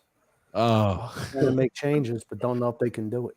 Oh, I've actually found that sometimes the smallest changes to your routine can make the biggest impact. And in the same way, you don't have to break the bank and make a big deal purchase. Even the smallest things can be a part of a big change. And, even it can be something you use every day, like my Raycon headphones, Grumpy. Raycon is a premium audio brand at the perfect price point, so you can build great habits without breaking the bank. So when I go to the gym, you'd be shocked. Grump, when we went to Disney, I lost my headphones on the way back. So when I got back home, or actually when I was flying back, I had to order my Raycons. They came in, Grump, and they're already working like a charm, Grumpy. No issues at all. What kind of moron loses their headphones? Me, I guess. I didn't lose the charger, but I lost my headphones. So I flew back, the way, and I didn't have any audio to listen to, Grump, and it was miserable. Whether you're looking for a pair of everyday earbuds, low latency gaming headphones, or a speaker with a battery that will last all night at your next party, Raycon's got you covered. And yup, Raycons start at half the price of other premium audio brands. So you don't even have to choose between products. You can get one of each, or you can get a pair and a spare and still pay less than what you would for some of the other guys. Even if you even if you love your Raycons as much as I do, Raycon wants you to still feel great about your purchase, right? They're going to offer you a buy now, pay later options, and every purchase has easy and free return guarantee. So, the earphones have the earbud tap functionality. It's got the awareness mode, the noise isolation. So when you really need to get focused on what you're doing, like when you're at the gym or anything like that. And it's got the customizable gel tips, so it fits the contours of your ears. They're a nice brand. But if you're ready to buy something small with a big impact, go to buyraycon.com/THPN today to get a 15% off your Raycon order. Again, that's buyraycon.com/THPN to score 15% off. buyraycon.com/THPN. Now, let me ask you a question, TJ. Yes. Did you get yourself a pair with a spare since, you couldn't even manage to sit in a plane without losing your headphones previously? Well, I lost before I got to the plane. So, no, How I is it didn't get even it. possible? How I is it don't know. possible? It just did. I just lost them. I don't know. What a loser. Well, I left one with Sun X originally, and Sun X, they still have that one pair of headphones I left with them by accident. So maybe I should pick Those are gone for you. Sunex, let me tell you something. He's really good at borrowing shit, and then it never comes back. It's a good trait. Oh, man. Unless you're the guy that he's borrowing stuff from. Oh, Grumpy. It sounds like Sun X is borrowing things from you. I go over to his house. I'm like, hey, this is mine, man. This is mine. What is this? I've been looking for this for. Oh, yeah, you can have it back. It's not like he's volunteering to give it back. Just because you asked for it back, will give it back. No, because I still have walked that dog. Oh, Dog Z. dog. And so, if I get them, like, what the hell? Why is all my stuff over here? And this damn dog is over here, crapping all over the place. I want to ask, and Grumpy and I have discussed this off air, but I want to ask your opinion, Coach Tommy B, too. What have you thought about the broadcast crew as of recently? Well, first off, I really enjoyed Thomas Hickey. So I think he found his niche. I mean, he wasn't, look, he always certainly wasn't a hockey player. But he wasn't the greatest hockey player, but he always gave an effort. There was never a problem with Hickey's effort. He tried. Yeah. I honestly enjoy him. I think he's going to be maybe he'll be the future voice of the Islands. I actually made a post on the Drive to Five recently saying, with a question mark, is this the future voice of the New York Islands? Obviously, Butch isn't going to be here forever. Okay. And I like AJ. I think AJ does a very solid job when she's there. And when Brendan Burke is there, he's great. I mean, Brendan Burke is top of the line. Shannon's okay. I think she's gotten a little played out. If you ask me, it's become so repetitious that I'm actually starting to tune her out. No knock on her. She's a very nice person. But that's she's the type of person that runs her course. Yeah, it does type that they'll run their course. I don't think she's great for the future of the Islands as a broadcaster, personally. I think, and I think that next year with the introduction of Thomas Hickey, I think next year they start phasing out Butch. I do not listen to any of the Islanders broadcast. I had to listen to yesterday's show yesterday's broadcast just because of and man, oh man, you want to talk about, it's hard to listen to Butch. Just like he's an ultimate homer. I'm like, there's no, oh, well, that's your makeup call right here. I'm just like shit like that, where I'm like, if it was us, because for those who watched the game, they remember Kyle Palmieri as he was standing up on his skates. He wanted to stand up. He happened to accidentally kick the stick out of Montembeau or whoever the hell the goalie's hand was. And that guy could not hold on to his stick to save his life. Oh my God, he was terrible. But he's an ECHL goalie. He's an ECHL guy who came up there. Yep, right. He looked like Dominic Hasek. Always goalies that come up in their first time playing, they look like Hasek against us. Look, we saw his emblem, and we hit it like 40 times. Hit it like 40 times. And we look at he happened to kick it out of the way, and Butchie's always over there joke is like, oh, he just happened to inadvertently kick it. If that was another team kicking out Sorokin's stick that led to a goal, Butch Goring would be flipping his shit, talking about, oh, the refs missed that one. He would be irate. I'm like, I just want there to be some sort of, it doesn't need to be complete neutrality, but right, I obviously want you to be Islander leaning, but there has to be some give and take. And just like every single one of these other broadcasts and telecasts I listen to, they're at least somewhat honest with you. They're still going to pull for their team, but they're somewhat honest with the calls. They'll call it whether it benefits their team or whether, hey, the refs missed that one. They'll do that. Our broadcast crew does, or Butchie doesn't do that. And that's why I'm like, I hate that I see that, because I remember he was a great broadcaster for many years. I'm like, the clock's ticking. The clock's ticking. It's for me. The Jim Cott people aren't allowed it anymore. Jim Cott was one of the most brutally honest broadcasters I ever watched. He's my favorite one. The Yankees eventually kicked him out because he was so brutally honest that they felt he wasn't selling the product properly. And that's the thing with announcers. They want them selling the team's product. I mean, look, how many times have I listened to that out of Butch or Shannon where they're feeding you such garbage? If you're not paying attention to it, like Hickey's still a little wet behind the ears, so he's not doing that yet. But I like honest announcers. I want to critique both ways. I prefer that. Otherwise, I feel like you're insulting my intelligence. Yep. Well, Billy Jaffe got fired from the Islanders for doing the same thing. Yes, he did years ago. I just wish that the Islanders were handling their GM situation like they are their announcers. It's pretty obvious to me that Brendan Burke is on his way out, deservedly so, because I think he's really good. He's going to take that Yankee job, and if you have the Yankee job, you're not doing the Islander job. Yes, come on. So, and they've been working Alan, Alan whatever. And I think he's been fine as the play-by-play guy. He did laugh a few times at Butch for mistakes that he made in miscall. You know what? Good for him. There's nothing wrong with that. I mean, Brendan's been taking some shot, and AJ have also been taking some shots at Butch this year too. So you know that maybe Butch's time is out, and if it's got to be Hickey, okay. I mean, he doesn't stand out for me either. It's like, whatever, okay. He's good analytically, and he explains things well. That's why I like to see that they're transitioning there. If they would just do that with the GM position. And Tommy, I know you've been on the show before. I said last year, 2 years ago, they should have brought somebody in from a proactive organization to bring in a guy who's an assistant and promise them the GM job, have them learn under Lamoriello for a year or two, and then take over. And they just haven't done it. I mean, it's like Lamoriello runs his team with a freaking iron fist, but you know what? He's just too old. Sorry. It's more than that. All right. One thing that you gentlemen don't have the experience of is being a season ticket holder like myself. And I'm just telling you, and a lot of season ticket holders will tell you this, he's so non-fan friendly that it's ridiculous. You're selling to your season ticket holders. At least Gar Snow was fan friendly. People did like him. He was good to us. With this guy asking for anything extra, I mean, the packages they offer you now, they're pathetic. And I hate to say that on the air, but they're pathetic.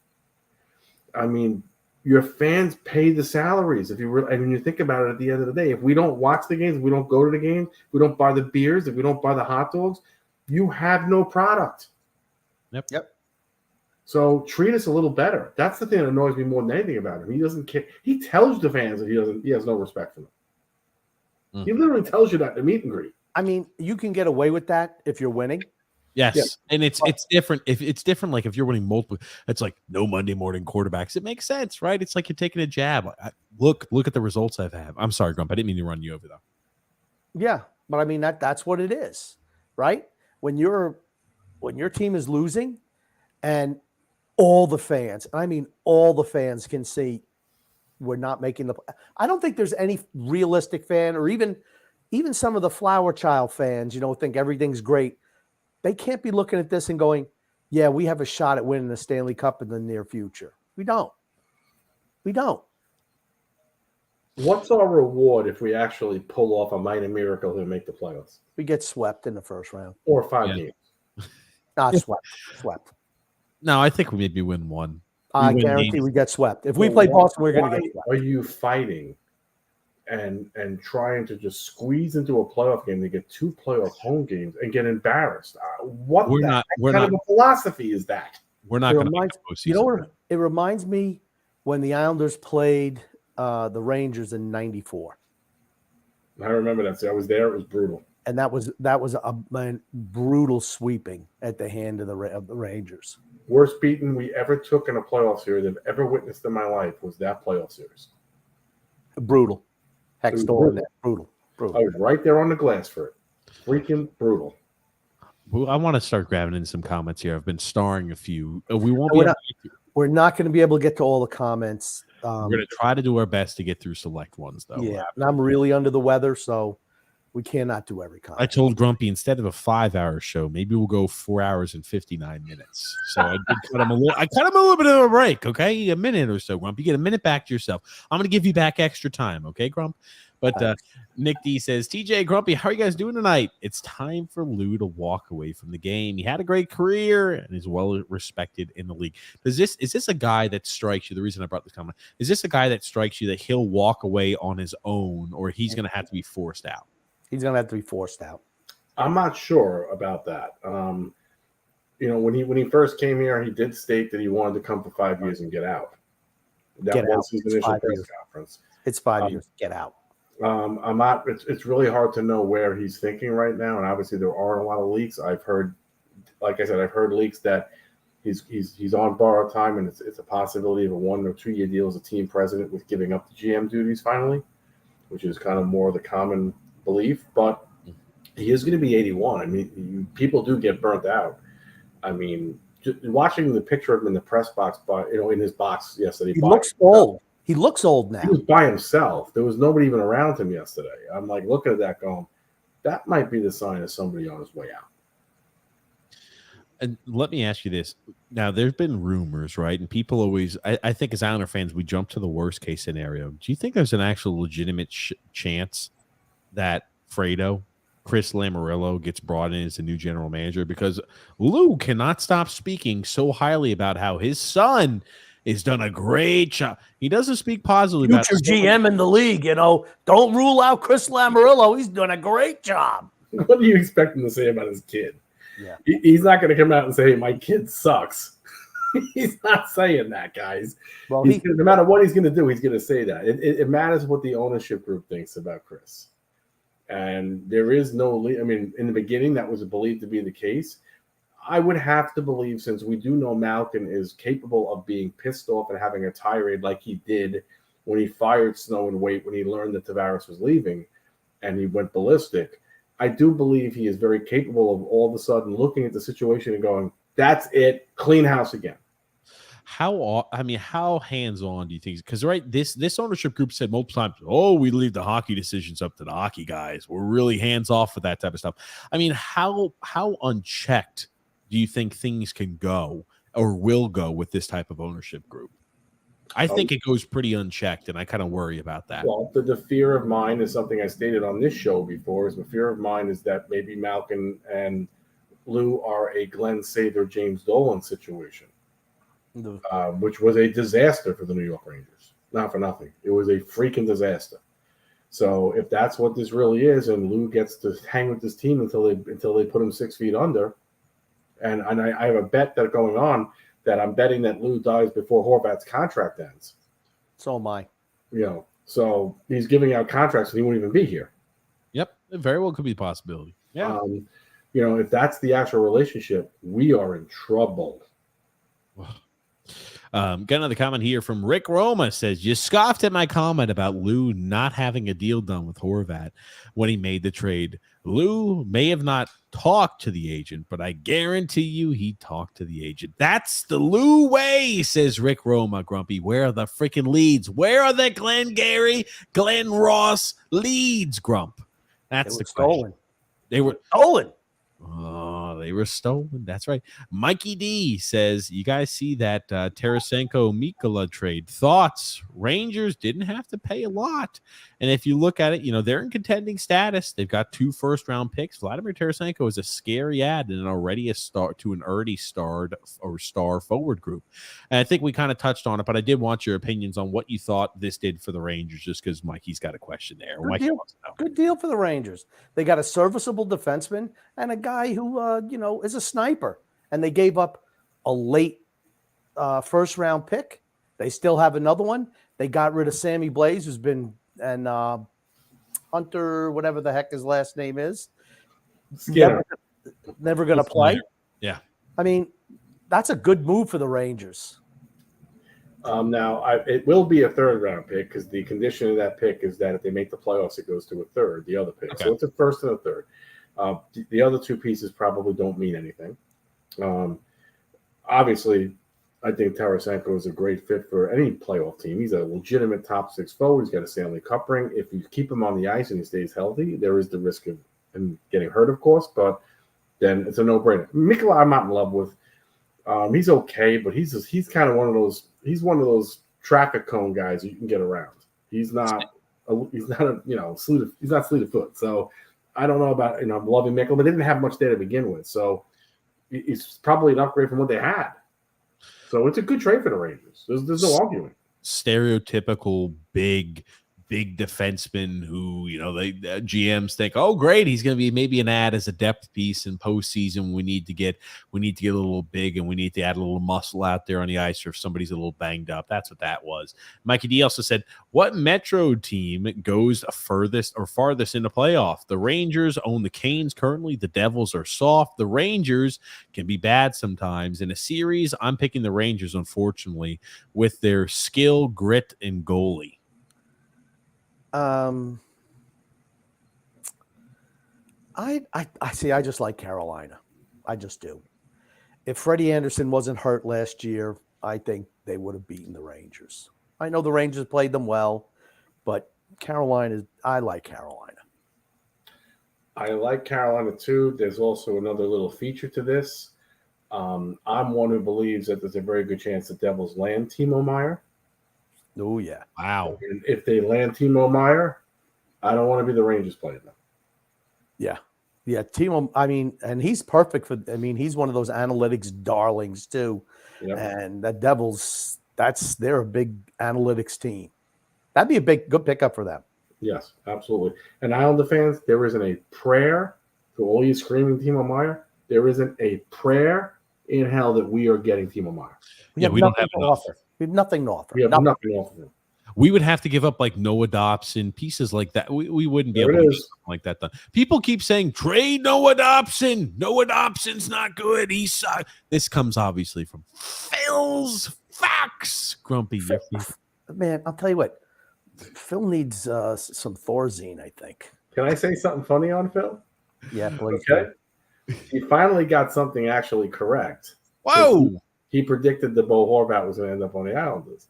So he took a victory lap on Twitter because he actually got something right, calling everybody out who didn't think he was getting. I was like, what? And I actually responded to him, are you 6 years old? Oh, shit. Here's the thing. Phil throws so much shit up against the wall. You think he'd be right on something at some point. So for once, he was right. I said, go back to sleep. I said, everybody gets things right and wrong in this business.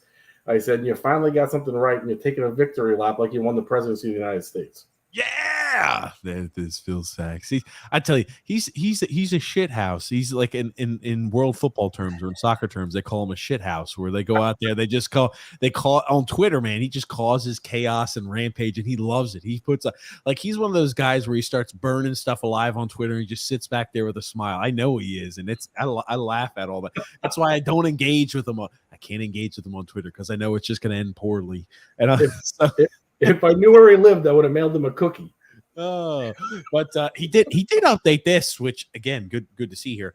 This is the current pace or point pace for these teams that are remaining in the playoff picture. The Islanders, right? If the current point percentage ended today, Islanders would finish 11th in the conference. The last time I did something like that was the year that we were drafting Tavares. when or we were going to be drafting Tavares. I'm like, how much can the Islanders suck down the stretch? What can to get that, the number one spot, the most ping pong balls.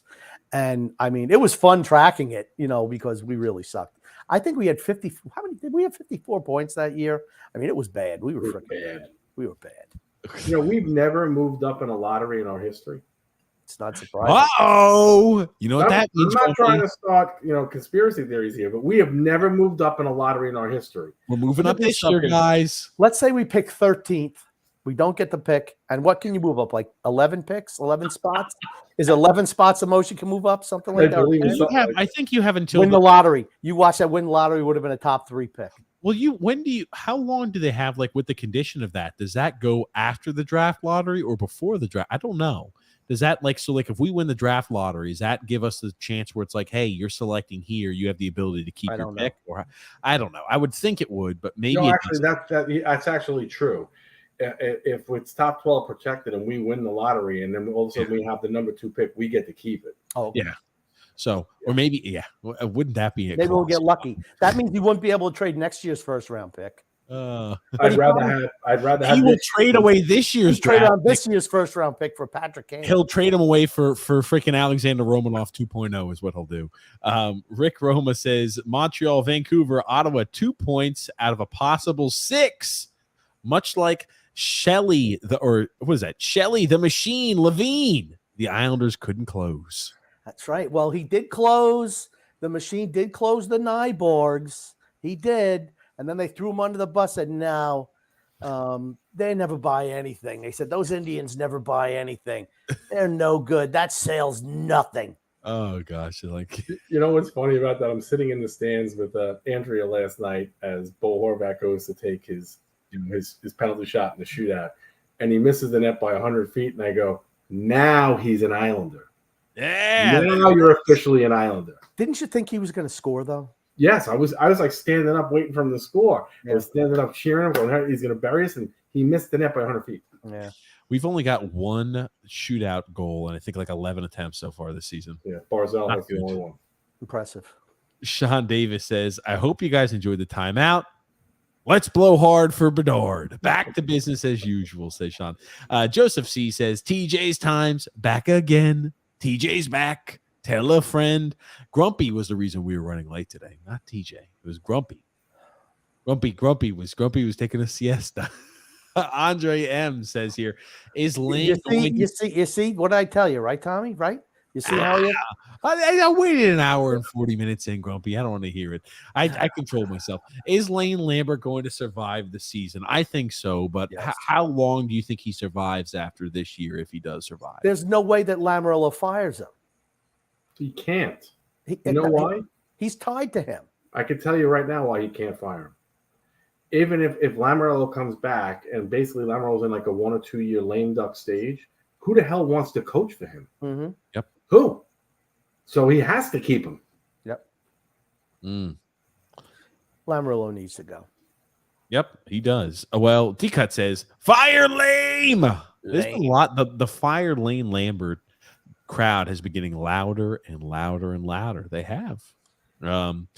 Michael M says, I haven't been this angry in a long time. The team isn't bad, but you can't have a first liner go 21 games without a goal playing with your best players. This team has lost an insane amount of 1-goal games. Why does it look like Michael's getting ready to choke that cat? It looks like, I thought he's so angry he's going to kill that poor cat. The Islanders have driven him to insanity, Grumpy, where he just wants to get his anger out one way or the other. I understand.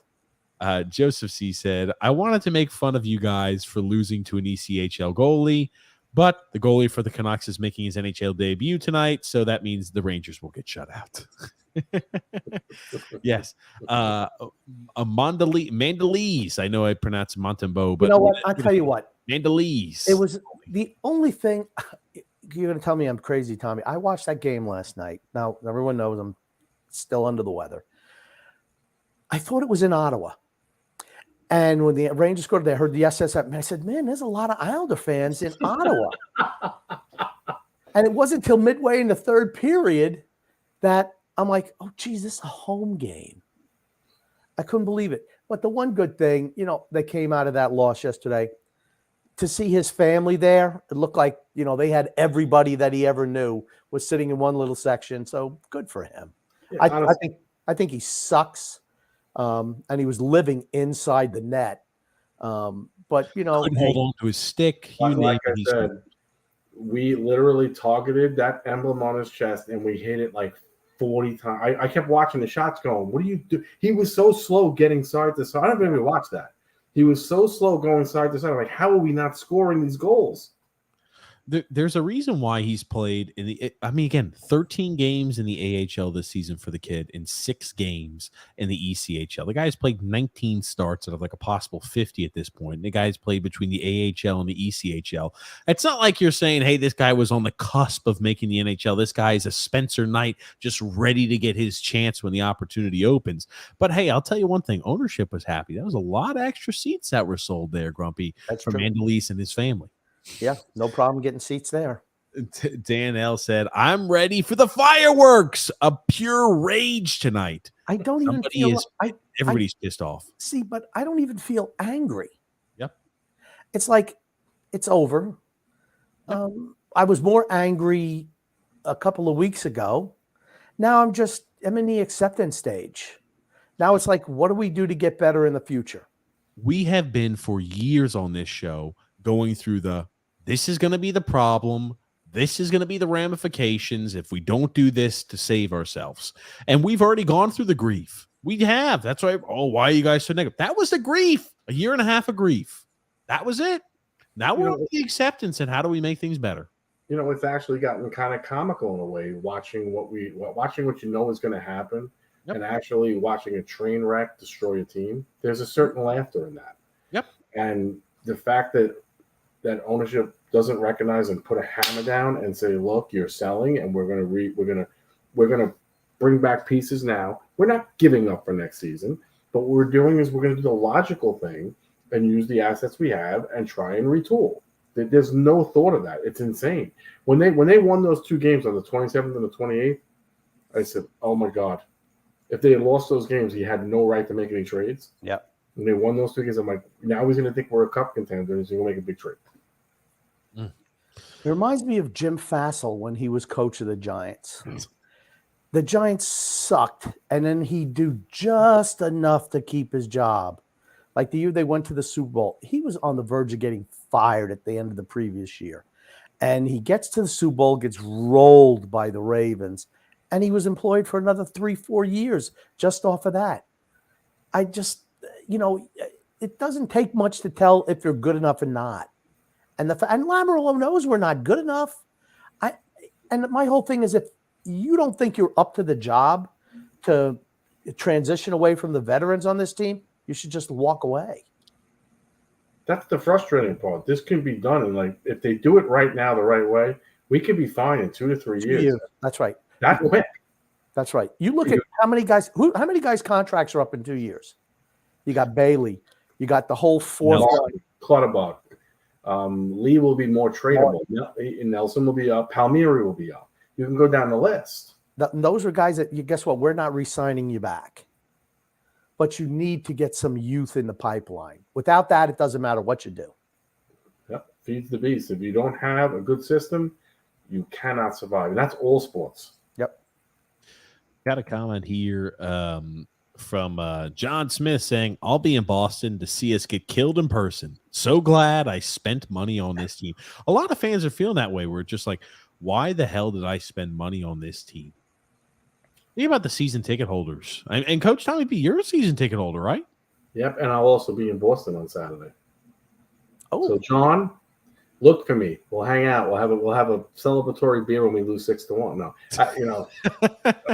I will be in Boston Saturday. I'm going with my girlfriend, and we're going with my other admins, Michelle and Brush. And we're going for a little trip for 3 days, and then I'm looking more forward to the Sunday of just going sightseeing in Boston and having fun than I am actually about the game.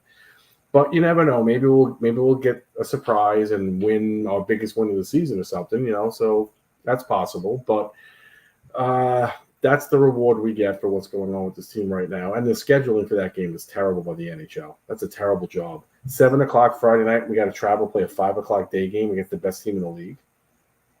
Gotta love it.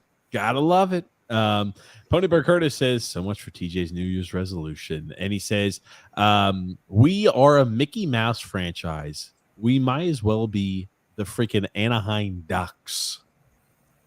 Now, I don't think it's that bad, but I brought that up because there are ways where we could become more and more of a Mickey Mouse franchise. I thought with Lamoriello, Trotz, I'm like, we are completely putting that in the rearview mirror. The more I see us hang on to Lamoriello, the more I see the possibility of just continuing to dig ourselves deeper and deeper in this hole. We could very easily become a Mickey Mouse franchise again.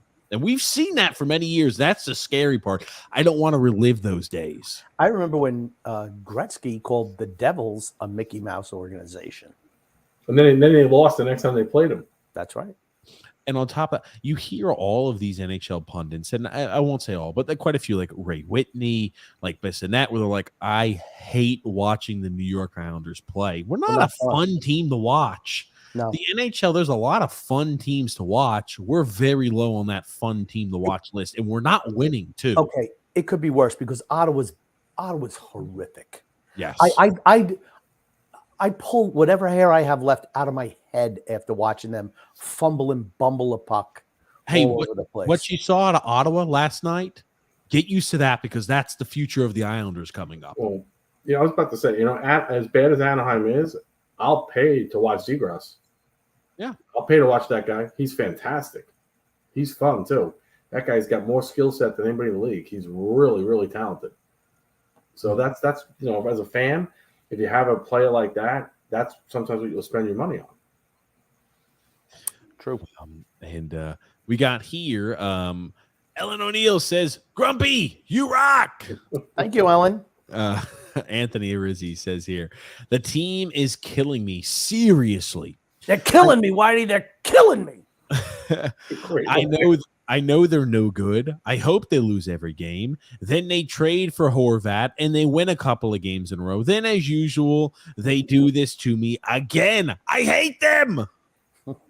Oh, you and me both.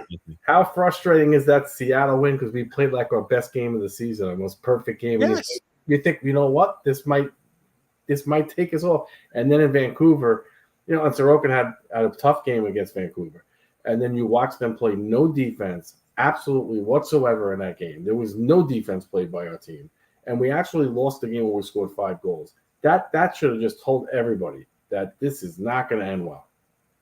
We still don't score many goals too, but there's an abundant amount of problems on this team. Anthony Rizzi also says, I will not be fooled anymore. I hope we go 0-25 for the rest of the season. I want a clean house. General manager, coach, owners, and every player except Sorokin. Anthony's ready to just blow it up. That's full blow up mode. Yes. That's sicko mode right there. And he also says, hey, Coach Tommy B, put a memo on Lou's desk. I remember that he has to trade Varley, Mayfield, and others at the deadline. We all know this fool is senile. Anthony, I've already sent it in. And I'm not even kidding you. I've already sent this in to some of the upper guys at the Islands about what they need to do.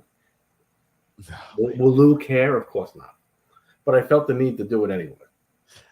It's going to get – I always feel like for people who are these, like, season ticket reps, I don't know how they can rope people into that job. Good luck. Good luck is right. Everybody sees the writing on the wall. They're going to sell the Bo Horvat thing. Oh, he's the future.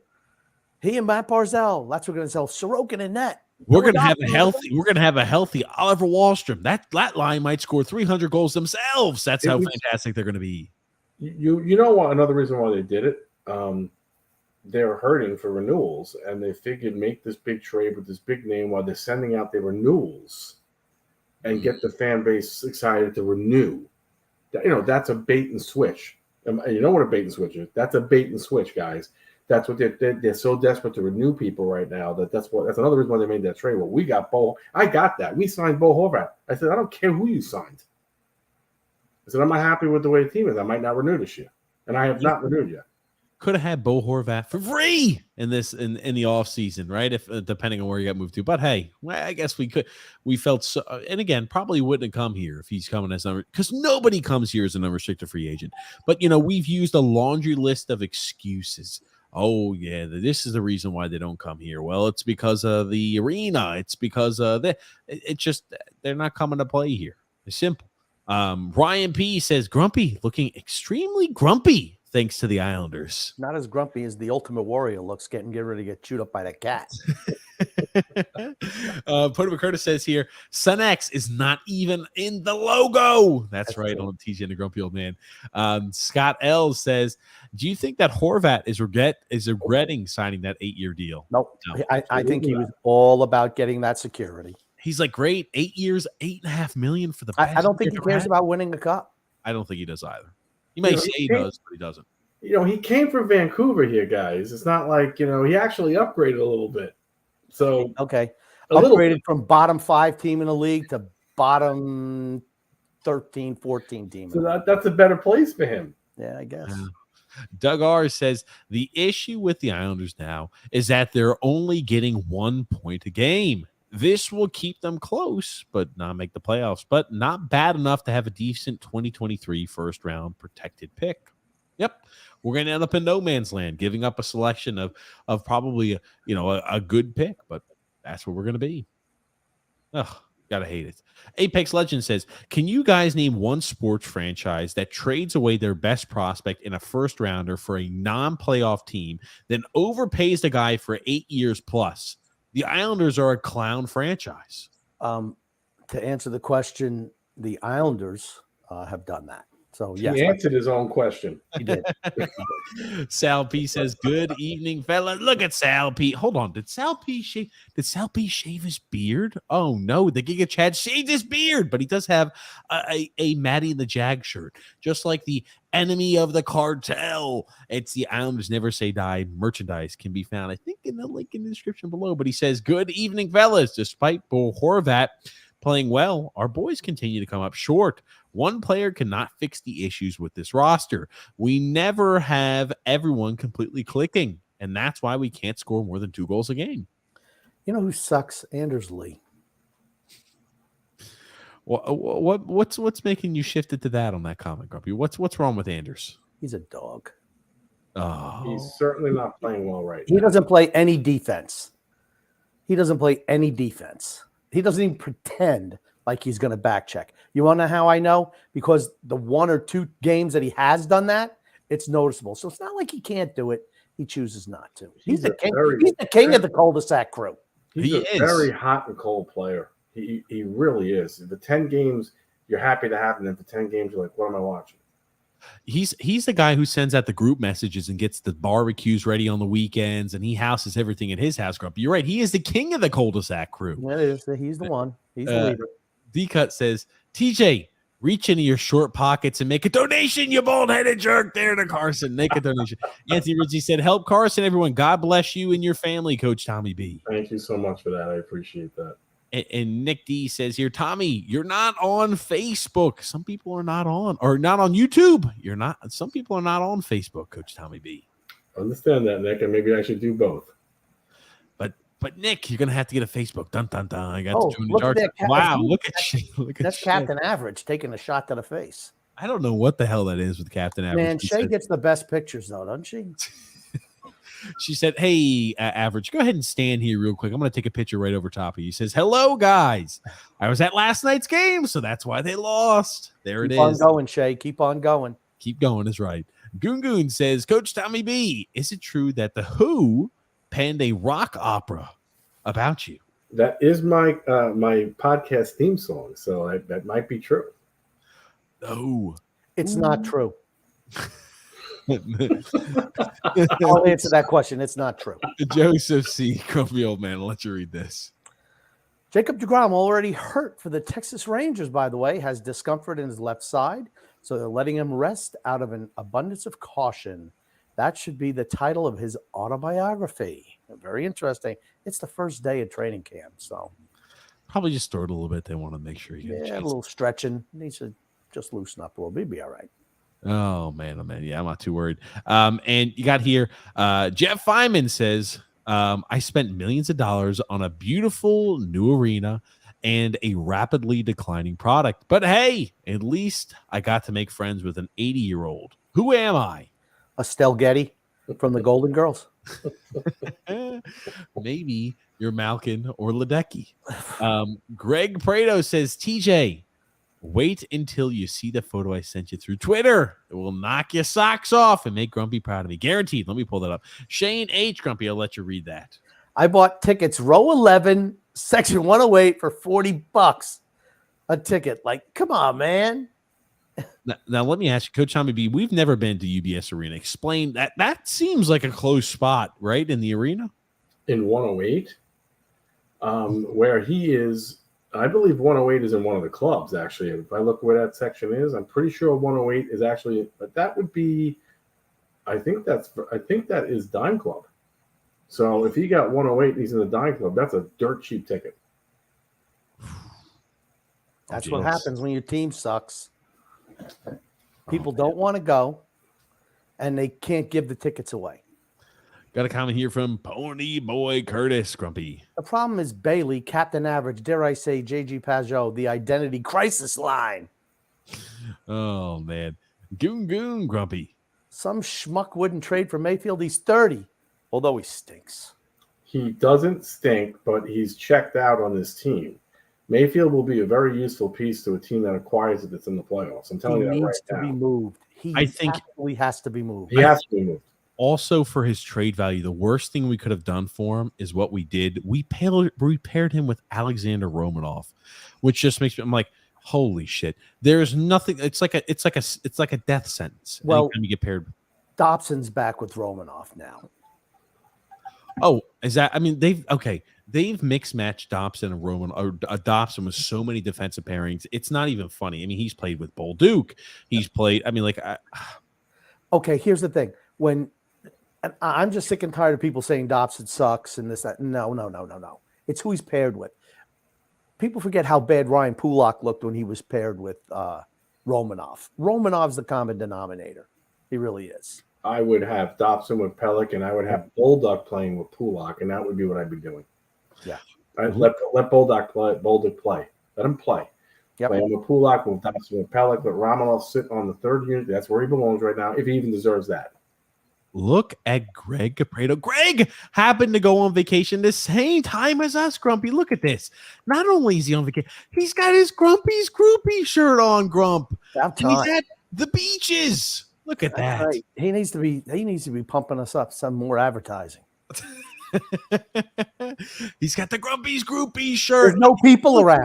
Look at how stylish he is. Is he so rich that he owned the whole he bought out the entire resort. Hey, well, Greg with his books, Grumpy. I mean, hey, when you're talking about the Jets' misfortunes and you're talking about the Islanders, you're going to sell out of those books. There's a lot of Jets' misfortunes to document, Grumpy, and people want to know. So that's why he's stylish. He's got the Vans on, the jeans, and Grumpy's Groupie shirt. You got to love it, Grump. You got to love it. Thanks so much, Greg, for sending it to us. I like it. Even on vacation, ripping Grumpy's Groupies. Where was Bette Midler in that photo, though? Because he had the beaches thing there. Beaches. Do you know what Beaches is, TJ? No. It was a movie with Bette Midler and Barbara Hershey about a friendship. Beaches. Tony Cheese. He didn't know. The wind beneath my wings. Remember that song? Nope, didn't know that either. No, I didn't know that. TJ, Lou's gonna move more draft picks and prospects. What prospects, TJ? Casper Holmstrom? What goddamn prospect do we have that anybody would want? I think right. Bolduc. No. Bolduc doesn't have the appeal around the league that you think he does. I think he has some appeal. Here's the thing: if we're making us trade, what's he gonna get? A fucking punk bag? Grumpy, I mean, come on. Let's look at those Lou Lamoriello trades in the past. How often has he come away with the guy? Right? Bo Horvat was one of the guys. We're not going to go after another one of the guys. We're going to go after some guy who's like a bottom six or like a barely a top four on a bad team. Somebody that is like who did we trade for? That's what we're going to give up a second round pick in Samuel Bolduc for. Hello? Somebody we just overpaid for a guy with a second round pick. Hello, Barbashev. Oh my gosh. Frank K says the defending of Lou because of him getting Horvat is absurd. I could have made that trade. What do you want? Oh, sure. There you go. Take it. Oh man. Look, Vancouver liked Ratu so much that when Lou finally offered him up, they called up Boston and Carolina and says, "Don't bother offering us anymore. We got what we wanted." That tells you something. Yep. Oh, man. They didn't even let him counter. Shit. I'm telling you. It just infuriates me. Jeff Feynman also says Seattle and Vegas built strong teams quickly. Is that legitimate case or case against the stink for years rebuild? Guaranteed we wouldn't have an expansion draft, but they didn't start with a core like Matt Barzal, like Bo Horvat, like Noah Dobson, like Sorokin. They also didn't get rid of all their draft picks either. Yep. That's a difference. I mean, look what Seattle did. Shane Wright, guys like Matty Beniers. I mean, like, they're a good team, up and coming team. When you give up 4 years in a row of first-round picks, ladies and gentlemen, look at all teams that have ever done that. Look what the end result is a few years later. It leads to a full-on rebuild. Yep. Every time a team does it. Yep. That's where it is. Goon says, Pony Boy, you better go visit Johnny Cade at the hospital before it's too late. Ask Dally for a ride. He'll take you. Burn that church down. Outsiders. Stephen S. says here, hey guys, I really enjoyed talking with you guys on the call-in show. The wife, Sunday San, wants to know when the cul-de-sac crew t-shirts are coming to the Islanders Never Say Die store. I gotta Steve, I gotta take, I guess, ownership and get that stuff done. But I asked TJ to put out one type of t-shirt over a year ago. He ain't done shit for me. Hey, thank you so much for the show today. No, I'm just kidding. We're pretty good. Goon says here, what are the Islanders stinkiest at? The power play or shootouts? Shootouts now. Now it's shootouts. Not even close, by the way. Shootouts. Andre M. Grumpy. Oh, he says, we won't know the direction of the team until we know for sure who the general manager will be. Can't see Lou back. Can't see his son taking over either. Only if we're lucky. They're both gone. Yep, that's the hopeful praying thought of what he just posted. Yep. And Doug R. said, Grumpy, Doug R. We'll be sitting here at the trade deadline, refreshing our laptops like monkeys, waiting for Lou to improve this team. And again, he'll feed us the usual crap about the character of the current team. I believe in the current group. I believe in the locker room. I won't be because I always do shows on deadline day, so I don't have to do that. Oh, man, I'll tell you. We will. Brother number 3, Grumpy. According to my projection, using possible points and point percentage, the Islanders are on pace for 88 points and 4th place in the wild card. Lesai. Yep, Lesai. Frank says, I want to take my daughter to her first game, but I want it to be a win. Can we beat the Kings? Maybe wait till next year. At home, yes, we can beat the Kings. Like that division is terrible, by the way. Pacific is a terrible division. But at home, we can beat the Kings. And that's actually one of the games I have on this 7-game stretch that I actually have as predicted to win. So take him on the 24th. Oh, man. So apparently people were getting, I'm reading through some of these comments here, but we have a few memes by Shay, Grumpy. Oh, no. Do you remember, Grumpy, the dancing that you did? I do remember the dancing from the Super Bowl. From the Super Bowl. This is what you miss on the TJ and the Grumpy Old Man show. Well, hold on. And Grumpy, obviously, since Rihanna was pregnant, Grumpy did make Rihanna look a little chubby jokes a few times. But obviously, since she's pregnant, Grumpy, I'll make sure I didn't know she's pregnant. I just thought she looked fat. Well, she's pregnant. But I like this one Shay sent. He said, having Bo Horvat on my line, a goal scorer. Still having Josh Bailey on my line. Oh, God. What is it, Grumpy, that you so endearingly say that the Islanders always have to do? I don't remember. Spread the suck around? Spread the suck around. That's why they put Bailey on the first line. Got to spread around the suck. Shay, if you can send me to the Islanders Never Say Die podcast, if you could send me that video, that clip video, I'm going to pull that up on screen. Doug R. said, Grumpy, Bo signed quick because he got the best house in the cul-de-sac. I'm sure he's right in there with the crew now. Yeah. X Pun says here, if Bo would have gotten the free agency, he wasn't coming here. Nobody does. No one does. True. Probably not. And Steven C says, nobody was going to offer him $8.5 million per for long term. I disagree. That's a tough one, but somebody would have offered something close to that. If let's say he scores 50 goals this year, he would have gotten that. Very possible. Oh, wow. Shay was Johnny on the spot on this one. Hold on, Grumpy. Look at this. Now, Grumpy, this is your first day back. You were quite sick, I would say. So we got some goals is what we got. As you could tell by the freeze frame that's about to pop up, Grumpy is – this is what you miss on the TJ and the Grumpy Old Man show. I'll let you listen to this. Oh, gosh.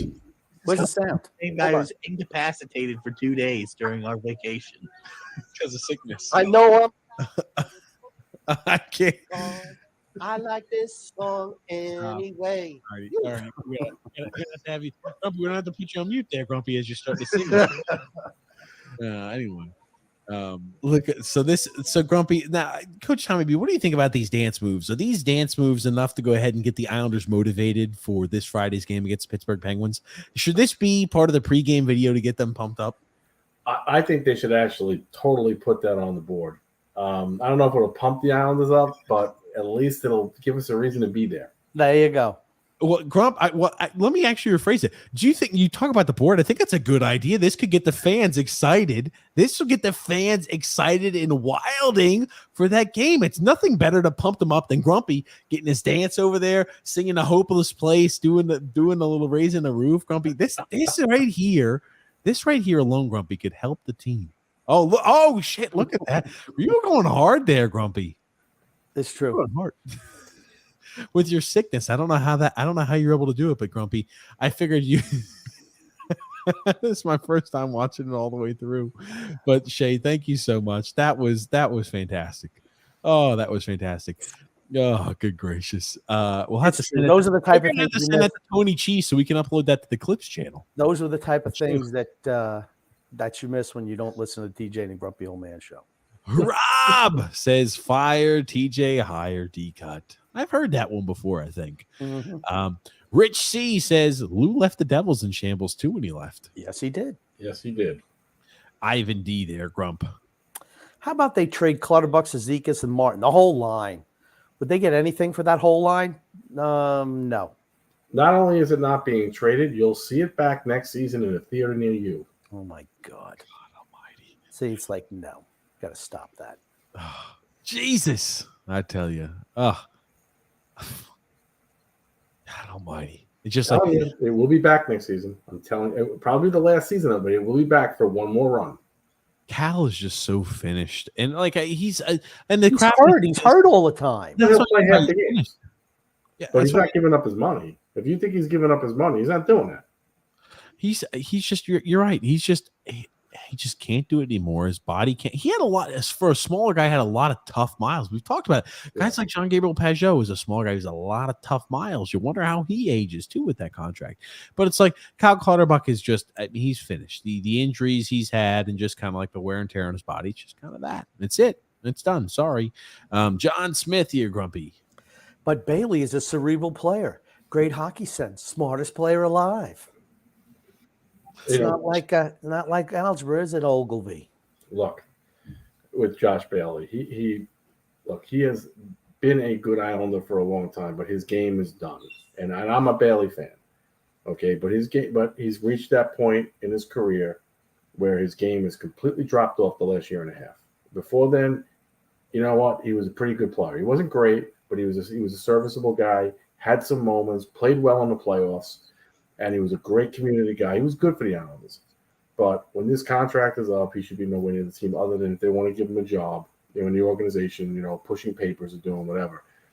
He's not going to leave, guys. He's got $5 million on his deal next year. He wants his money. The smart thing the Islanders should do is put him through waivers after this year's over, send him down, take the 1.25 break you get, and let him hang out in Bridgeport with the kids. That's a good idea. Yep. Anything so I don't have to see him again. Chris says, dude, the broadcast won't shut the F up about how smart he is. Yeah, they never say if he's a good hockey player, though, ever. They do talk about that on a consistent basis. And you do, Pony Curtis says, send in the calculus class or stuff him in a locker until his contract's over. Maybe Bailey should be a general manager since he's so good at math. Just kick him upstairs, you fools. Could you hold on? Well, he'll have a job in the organization. I guarantee it. Could you imagine, Grumpy? I want you close your eyes, Grumpy. I want you to close your eyes. You're entering, you're in your 60s, Grumpy. You've seen Josh Bailey. His contract, right? He's got 2 years left on it. And maybe Lou Lamoriello signs a 2-year extension. And right after that extension ends for Lou Lamoriello, Bailey's contract expires, and his contract's over, Grump. So you think Josh Bailey's going to be the new GM? As the new general manager because he's so smart. He just know Grumpy. He's got a lot of hockey smarts and a lot of hockey IQ, and they moved Josh Bailey to general manager. And they're like, Josh, why did you pick Joe Montadotz here in the first round? No one had him even being drafted. Well, you know what? He had really good algebra scores, so we just thought he'd be a benefit to the organization. Grumpy, what would you do if Josh Bailey found his way as general Josh Bailey's not going to be a general manager. I don't think he'll be a general manager, but I do think that, he's been a Long Islander forever, and I do think he'll be in the organization in some type of a role. That's how I think he'll retire into it. It's a pencil pusher. He'll be a pencil pusher. I have no problem with it. He's been a good soldier. Freedom, Fun, Adventure, Grumpy. I'll let you read that one. It's like they give everybody on this team a freaking gold watch just for signing. I move on. Sorry. We paid you. We don't need to give you a job anymore. If you weren't able to save all that money that we overpaid you for 15 years being in the league, you know what? Go on a street corner with a cup in your hand. We're not helping you out anymore. Freedom Fun Adventure says, welcome back. I live within range of Orlando news and kept looking for the headline. Carolina father pushes his imbecile son into the alligator pit. Issue isn't the coach. It's the cul-de-sac. Very true. I like it. Freedom Fun Adventure. Rich C said, Wallstrom update anybody. I know people have said, he's on crutches. He's got a knee brace on, probably some sort of ACL, MCL sort of injury. He's out. I don't anticipate he'll be back this year. Maybe, hopefully, he's back early next year. Who the heck knows? It should take him a couple of years before he's ready to skate again, shouldn't it? Well, who the heck? Oh, shit. Wallstrom already struggles with the skating, too. So hopefully this doesn't. He won't be playing this season. That's all I can say. Yeah, he's not coming back this year. Puerto Curtis says, oh, yeah, never mind. I read that. John Smith said, yep, Wally's done there. Blown ACL. Perhaps. Dan L says, I'm excited with Wallstrom, too, talking about the Wallstrom, Horvat, and Matt Barzal line. I wonder if Barzal and Wallstrom being right-handed, if that, won't work if one of them are playing left wing. By the way, sometimes the best goal scorers play the off wing. Yeah. It's actually better for shooting. So Wallstrom should play the off wing. Yeah, so with his trigger, he should. And that actually would work. I mean, playing the on wing a lot of times is harder to get the release. And your one-timers on the off wing are exactly how you want to set up a one-timer. You're set up in that position, ladies and gentlemen. So Horvat, Barzal on the, I noticed something with Horvat and Barzal that I liked a lot, in that Horvat is allowing Barzal to have the middle of the ice even as the center. That was something I was worried about. If they continue like that and you give them a good shooter, that'll be a really good line. I mean, it'll produce a lot of offense. And, I think that Matt Barzal now does have a guy who is probably one of the better shooters he's probably ever played with, right? Eberle, had time periods where they gelled well, but I'd say a guy like Horvat is a guy who will go to the dirty areas. He's a guy who I think helps a bit. And what I really hope doesn't happen is after this contract season, what this was, it's not like, hey, once he signed a contract, he started kicking it easy, but this is a guy who, besides this year, has never scored more than 61 points. I hope we don't see him return back to a guy who's a 55-point-a-year guy. I don't think he will with Barzal. I think he'll produce a Barzal. See, something I'm excited about with Horvat is if you watch him, he knows how to go to the open spot. Yeah, right? He's good at that. He can teach Wallstrom that. That could be a really valuable teaching lesson for Horvat and Wallstrom, to teach Wallstrom exactly where to go to get into those spots where you have those scoring chances. That's why I'd be very excited about that unit. I think they'll produce a lot. And he's not going to score 60 points a year with Barzal. I'm pretty sure he'll put up 70 a year. Not bad. And unfortunately, we're just going to be a bad team around him. And Storm Chase Mike says here, anybody seeing claims that Watson will be out for the first half of next year as well? I wasn't sure if anybody was seeing that. That's Well, why if he hasn't had surgery on that knee, he's absolutely going to miss. I think he did have surgery, but I don't know what's going on. But he was in like crutches and a brace, so something had happened at that point. But I couldn't tell you, Storm Chase Mike. Rob says Bailey's going to retire and become the general manager. Grumpy, here we go. It's starting to get some traction. I think that would make you a happy guy. General manager Josh Bailey. No. Could you imagine this soft-spoken Josh Bailey as general manager? If there's any retired player that has the best shot to be the GM on the Islands, it's Johnny Boychuk. Just telling everybody. He's not even with the organization, is he? Yeah, he is. He's up and he's up hanging out with Lou a lot. Oh God. Lou's polluting his mind. Okay, see, I don't want Johnny Boychuk as GM right now. No. I'm sorry. I want somebody who's already an assistant somewhere else. I agree. I'm not saying he will be. I'm just saying if there was anybody that the retired player that we have from this era of players, that would be the guy. Okay, that's all. That's all I'm saying. Okay. Oh man, Johnny Boychuk. Well, we do have. Ellen says Johnny Boychuk needs to be coach. So we do have that one. I do like it there. Got a comment here from Freedom Fun Adventure says TJ all the time in Florida and zero tan. Tommy, what's the best case scenario for this team between now and training camp? Freedom Fun Adventure asks that every single show. We make sure we show it every show. What's best case scenario? Scenario for this team is not one you want to hear. You all want to hear about playoffs and making a run, and that's not a reality. Making the playoffs could happen. And it's what's your reward? You play Boston and losing 5 games. The best case scenario for the Islanders is to fall bad enough to get into that top 12 lottery. That's our best case scenario. And if that happens, then we dodged a bullet a little bit in this trade. It makes the trade look a lot better if we have that pick.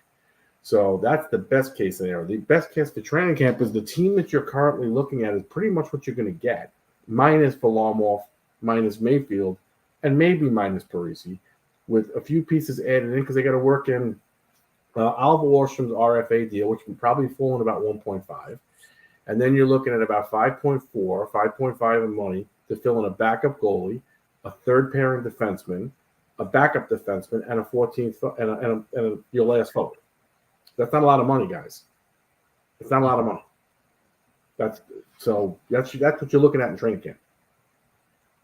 I'm blowing it up, trading away the pieces you've got to do. I mean, yeah, I think a guy like it. I just find it amazing that we don't even consider moving some of the shit that makes money off of this roster.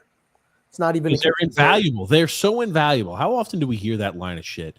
One player's out. Oh, we missed Adam Pelech, and that's why our team struggled. Oh, we missed Cal Clutter. Remember 2-3 years ago, it used to be Cal Clutterbuck's out for a while. That that affects our fourth line, and they kill penalties, and that's why we're losing games. We heard all that shit. One player would be out, and it's like the wheels fall off in freaking Islanders land. True. It's 2024, 2025, guys, when Martin's off, Clutterbuck's off, Bailey's off.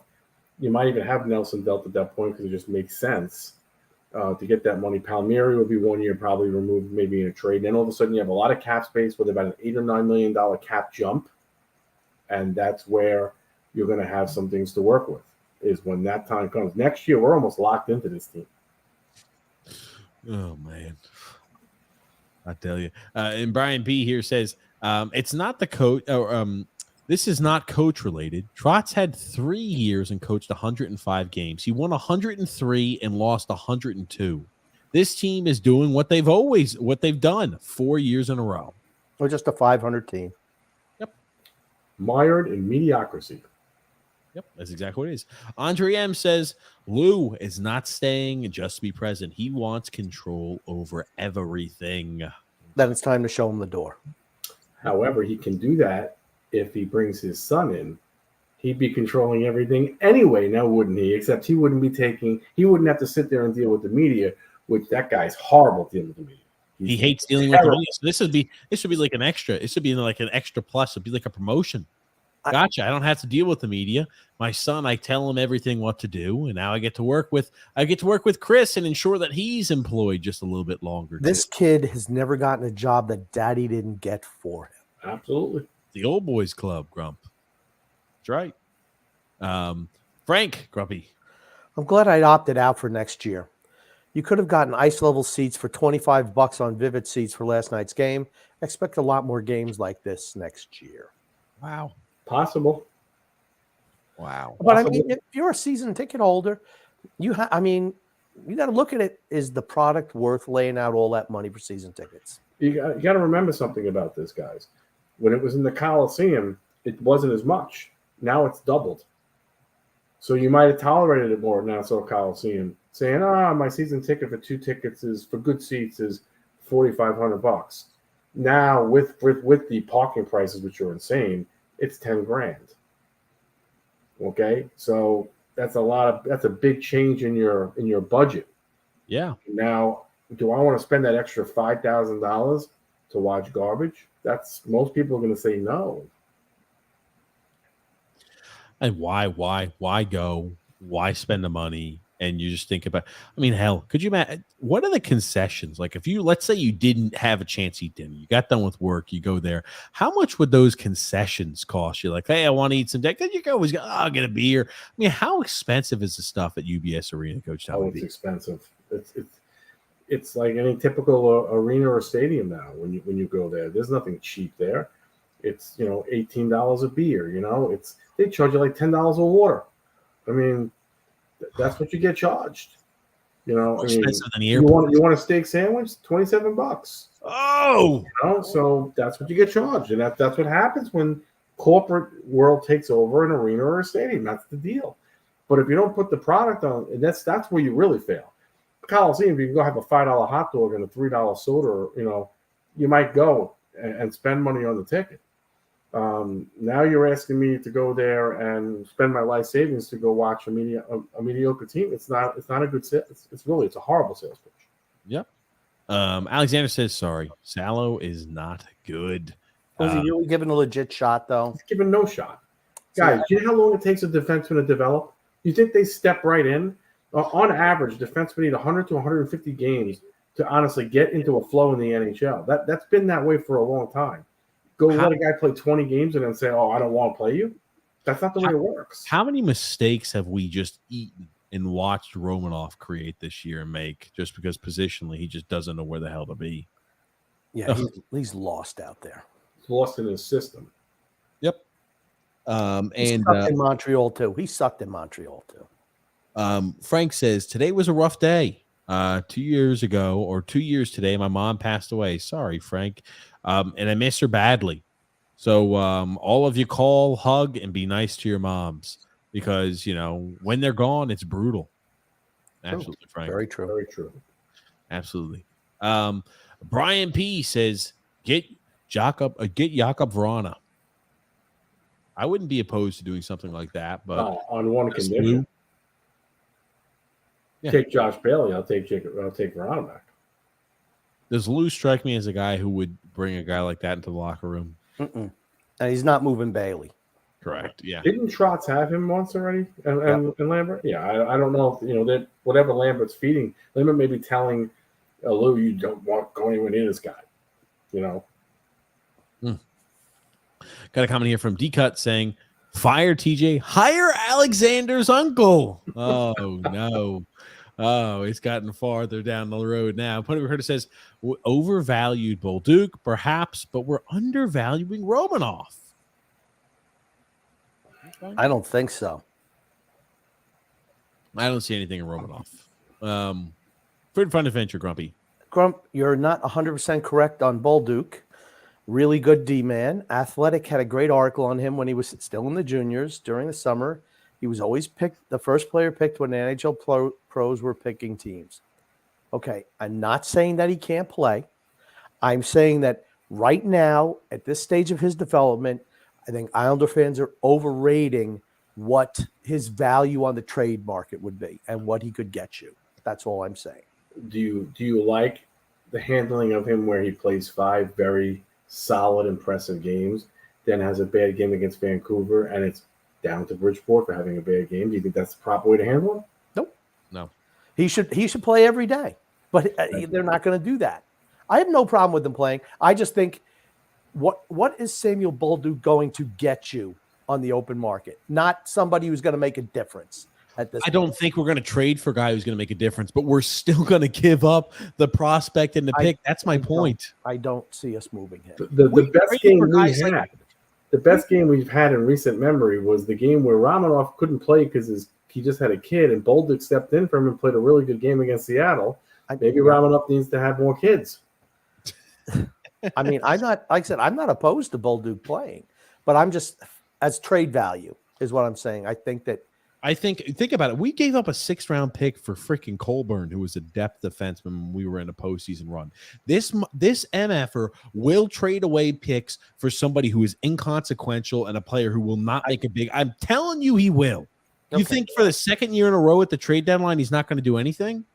he already made his move. Bo Horvat He already made his move. He made his move. He freaking shot his load all over the fire hosed it and got rid of the first round draft pick and his best prospect.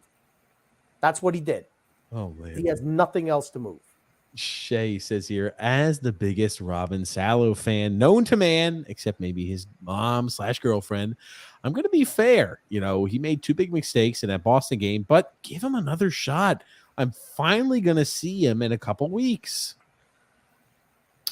And that's a picture right here with her. He made 2 big mistakes against the best team in the NHL with only a handful of games under his hat. Yep.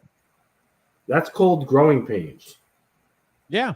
Certain players, they already like the premonition that this general manager and coaching staff always have when they have your idea of what their opinion is of you, it doesn't change. And it's just like a self-fulfilling prophecy. Oh, okay, yeah, this guy's not going to be much. Well, shit, if you don't have people that believe in you, it's really tough to perform. It's across the board for all of these guys. It's not like our team is so unbelievably talented, like we can't afford to give somebody a second look or a third look. I have a different theory on Salo, too, because you know how everybody knows how Lou is. You know, Lou wants you to act a certain way, be a certain way. You know, you are his soldier. You will fall in line with his rules. If you don't do it, and when Robin Salo made the comments last year about degrading the city of Bridgeport, which he did, I have a feeling that Lou has like basically kept him down on purpose, like he did to Hosang, like he's doing to Bodie Wild. I can name the guys he's done this to. Don't fall in line with his rules. He won't care. He'll destroy you. You know what that makes him? A shitty general manager. Yep, absolutely. A vindictive old man. Your job is to get the most talented players for your team, not some silly little rules like no one grows a beard during the stop. This is not the 1800s. It's funny you mention it because Frank literally posted about that. I had queued up. It says, if the Rangers win the cup this year, there will be nobody at UBS. If people think that there are players who don't consider the bullshit no facial hair, no long hair rule annoying, then they're fooling themselves. That definitely may add to the equation. I'm not saying it's like, you know, when you're talking about convincing a young man or a man to come play for your team, it's like you're filling up a gas tank in a car. It's not like it goes from 0 to 100% interest. It takes along the way. And when you say, no long hair, nothing that touches the collar, you know, no facial hair, that may be a turning point for some people. Maybe it's not for others. Some people are like, I'm not down for that. Who knows? Maybe they think about that old people. Oh, we love Louis. You know, he's some of this stuff is antiquated. And for the new NHL, maybe players don't like that. You know, Flex Crew Grumpy, Philex Crew Grumpy says, I honestly thought it was the injuries that killed them this season. They got healthy and won 4 games in a row, but lost 3. They have proven me injuries didn't matter that much. I absolutely hate that. Every single team in sports suffers injuries. Yep. If you're a rarity for a team not to have that problem, and if you didn't have that problem, that's great. But this is part of winning. I said this when they were doing well, when they were like 16-11. I said, the injuries haven't hit yet. Let's see how we do when we overcome the injuries. That's part of winning. Part of winning is being able to take an injury, have somebody that can call up and fill in. You know, next man up. You hear that all the time. If you can't do that, you lose. We talked about the sustainability of that early success on every show. People called us, oh, so negative. You don't know what you're talking about. Why do you hate this? Why do you hate that? People still messages like, are you happy that the team's losing? Yeah. That's what the team needs to do to get to where we want to be. The goal is not to, hey, squeak into the postseason. The goal is to win a freaking cup. This team is on a freaking different. This team is in a different solar system than these Stanley Cup competing teams. Like when we read this comment, do you think the Washington Capitals and like Flex Crew knows that, hey, the injuries didn't make a difference, but when people make excuses about injuries, like the Washington Capitals, they missed Tom Wilson and Nick Backstrom from how many games this year? They haven't had John Carlson since before Christmas, and they had to have his ear reattached. They're now without Alexander Ovechkin as his father just died. Do you think they're making excuses every which way as they're in a playoff position saying, we've just had so many guys out and injured, we just can't compete? I mean, Oshie was hurt to begin the year also. Yeah. Orlov was out. Orlov missed time. Yeah, we have got yeah, injuries are never it. We've been always, and we still even this year have been a very healthy team compared to most. Yeah, for me, I agree. Yep, Flex Crew, you're on board with us. Brian C says, love you guys. Couldn't wait for you to get back from vacation to talk about the Horvat signing. Yeah, you know what? I just want to comment on one thing. And thank you for the kind words, Brian. Yes, thank you so much, Brian. I don't know if Doug Armstrong is a great general manager for St. Louis, but he's able to identify that the way that the team is set up is not going to be winning Stanley Cups. They have young pieces there. Yes, but continue. I'm sorry, Carl. And they're moving guys off, and they're starting to you know what? We realize that this team isn't good enough as currently set up or even going forward. So we're going to make the move so that we're better going forward. And like I said, isn't that what you want from a general manager who's at least honest with his assessment of the franchise? I mean, I don't think Lou Lamoriello is. I think he's so desperate to maybe try to win one last cup that he's just going to ride these guys into the dirt and ride the franchise, off the rails. And then it's going to be the dark times, really dark times. Well, recognizing the problem is half the battle. Yep. And what they did is they said, gotcha. We've got young guys that we want to build around our Jordan Kyrous, our Robert Thomases, which could be comparable to our Matt Barzals, our Noah Dobsons. We're going to go ahead and sign in that 8-year contracts on the front end now and eat a few years of restricted free agency so we can get them on cheaper deals where when the team is starting to compete, hey, we've got to make an $8.1 million a year because we overpaid them on the front end where our team's not going to compete and underpaid them on the back end when our team will compete. That's how you build a cup-winning team, and that's how you have asset management. Well, look at the Bo Horvat trade. Of all the teams that were trying to trade for Bo Horvat, whether it was Carolina or whether it was Colorado or Boston, okay, they were all looking to acquire him to be a second-line center. They weren't looking to acquire him to play on the first line. Yep. Only one team trying to acquire him did that. Us. Yep. And one team paid him like he's a first-line center. Us. When every other team out there, including Vancouver, who I'd say is somewhat familiar with him and his playing style and his playing ability, was not signing him to be the guy. That's for certain. Goon says here, Grumpy, I'm overjoyed that you properly relocated that dastardly power strip over your shoulder. That was a fire hazard, especially if you ripped a fart. Very true. There it is. Dan L. Grumpy. There's the baby. Toronto's in cap hell. If they want Kane, we should suck a pick out of Toronto, a second rounder, to take some of their cap space. Agreed. I'm down. But we won't. Our general manager, some other smart young general manager who's looking to do that will. Our general manager, Lou, I don't think Lou's ever done that. Lou's never been a third party. Do it for anybody but the Rangers. I should do it for the Rangers. I don't give a shit. Do it for the Rangers. Get us picks. Get us picks, you old bastard. That's all I've got to say. This guy, Lou, we're going to be in a rebuild that lasts at least 5 to 7 years. It doesn't take that long. It doesn't take that long. I can't do it for the Rangers, my friend. That I can't do. From this time period here, when do you realistically see best case scenario? Okay, Well, I won't say best case. Realistic scenario. When do you see the Islanders are competing for a cup? I think 7+ years. 2060. We still haven't admitted that we're past the peak. Our general manager still hasn't admitted that to himself, which is the scary part.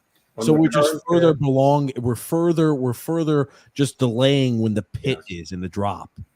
On the current path that Lou is setting us, yes, 7 to 8 years is when we'll be competing for a cup. And that's if he keeps doing what he's doing. We laid out things today that if he does that, we can get back in 2 or 3 years. Sure. Would you rather be back in 2 or 3 years or 7 or 8 years? No, Lou's convincing that Malcolm that he can keep fans in the seats by doing this. That's what this is about. And Malcolm's going to find out the hard way that when the place is empty in 2 or 3 years completely, that he made a major mistake. Oh, my God. Doug R. said Vancouver withheld 25% of the Horvat contract, not 50. That's right. I remember originally it was reported 50. It is 25 now. Thank you there, Doug, for that correction. Rob says it's like De Niro from Awakenings running your team. Grumpy, explain that to me. I don't know what the hell that means. Okay. There was a movie called Awakenings back in the I don't want to say it was the early 90s. Robin Williams was a doctor, and Robert De Niro was a oh, shit. This is like the people who, oh, my God, I have seen this movie. And they were giving them L-dopamine, which brought them, but he was like in a catatonic state. Yep, and couldn't I forget what the disease was. It's a real thing. It's a true story. Right, and they were giving L-dopamine, which brought these patients back to being lucid as opposed to like zombies, and it only worked short time. Until it just kind of deteriorated at the brain or something like that. There it is. I do remember that. As soon as I saw that movie, he got the girl. He had the girl that he loved, and then it was a good movie. A little depressing. It is. It is, but it was good. Man, Freedom Fund Adventure, Robbie. Stop with the property brother crazy talk. These are the best owners this organization's ever had. Pickett was fine, but never a big spender and lost interest in the team. The best owner was Roy Bo. He was the best owner they had. He won cups. Get this straight. They won 4 cups under Pickett. That makes him the better owner. Case closed. I think Roy Bo was a better owner. I couldn't tell you either which way. I know it wasn't Wong. I need to tell the team that's the only damn thing he did. Brian P says Maggio and Alex Jeffries. Jeffries has played well. I'm not into them. I know Maggio gets a lot of the praise. He's overager, isn't he? He's 20 years old. 1 year. Yeah, he's like 1 year overager. Yeah. I'm sorry. I'm not going to buy. It's the same. No. Sorry. I know he's playing in the O, so it's not like the Q when, DeFore was lighting it up, but still, it's going to be really tough for me to get excited over guys who are overagers, 20 years old, scoring against. There is a difference, though. Kids. Maggio can already skate. Well, that is assuring here. I was about to say, I can't tell you I watch any OHL games on a consistent basis. I could see the stat line, but I don't watch enough on Maggio to know kind of what's going on. I'm like, 20-year-old kid, like, okay, he should be dominating. Good to see that he is. Daryl Lynch says here, I think that Lou totally fucked us for a while. Yep, Daryl, I agree. He has. Unless he makes a change, but he will. I don't have faith that he won't do it, though. You'll know on March 3rd. Yeah. My God, March 3rd. Whoa! About 2 weeks. 2 weeks away.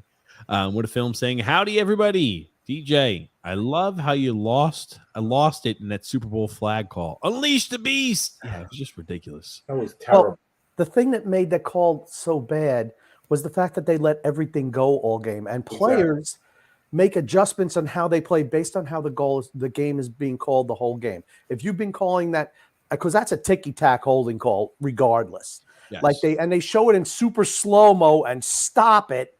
I just love how the NFL media machine is just out in full force. Oh, no, this is a hold. And, oh, look here, the player said it was a hold. Yeah, hey, James Bradbury, come out there in the postgame and see that you held him. They went to James Bradbury, said, you're going to have to bite. You're going to have to suck one up for the team here. You're going to have to say this. You looked at him. It looked like he was on they got a gun next to his head. They're holding him hostage. Hostage situation. That's exactly what it looked like. Yeah, it was a hold.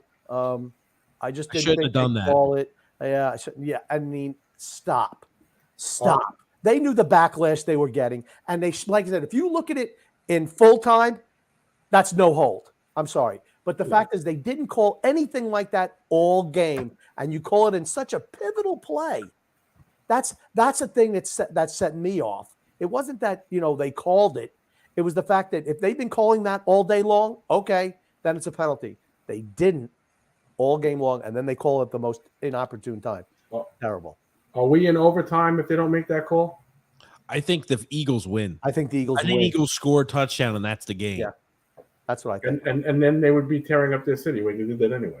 Yeah, I was about to say, I'm pretty sure they tore it up either which way. So the city of Philly didn't have a way to survive no matter what. And what a film saying, somebody during the Super Bowl said that the podcast was pausing every like 5 seconds. I had that too, buddy. Just a YouTube glitch, I think. Oh, I hate to hear that. Tony Cheese says this shit is depressing. But Tony, we've already gone through the grief stage. We're already through that. We're on the acceptance phase. We're on the how do we make things better phase. We're through the grief. Well, it's like angry, right? It's anger. We were angry years. Bargaining. We bargained. We Depression. still kind of do. We've gone through depression. There's 5, right? There's 5 things. Yes, there's 5 stages. So it's anger, bargaining, depression, acceptance is one, but there's another one in between. Usually the last through denial, anger, denial, depression, and acceptance. Denial.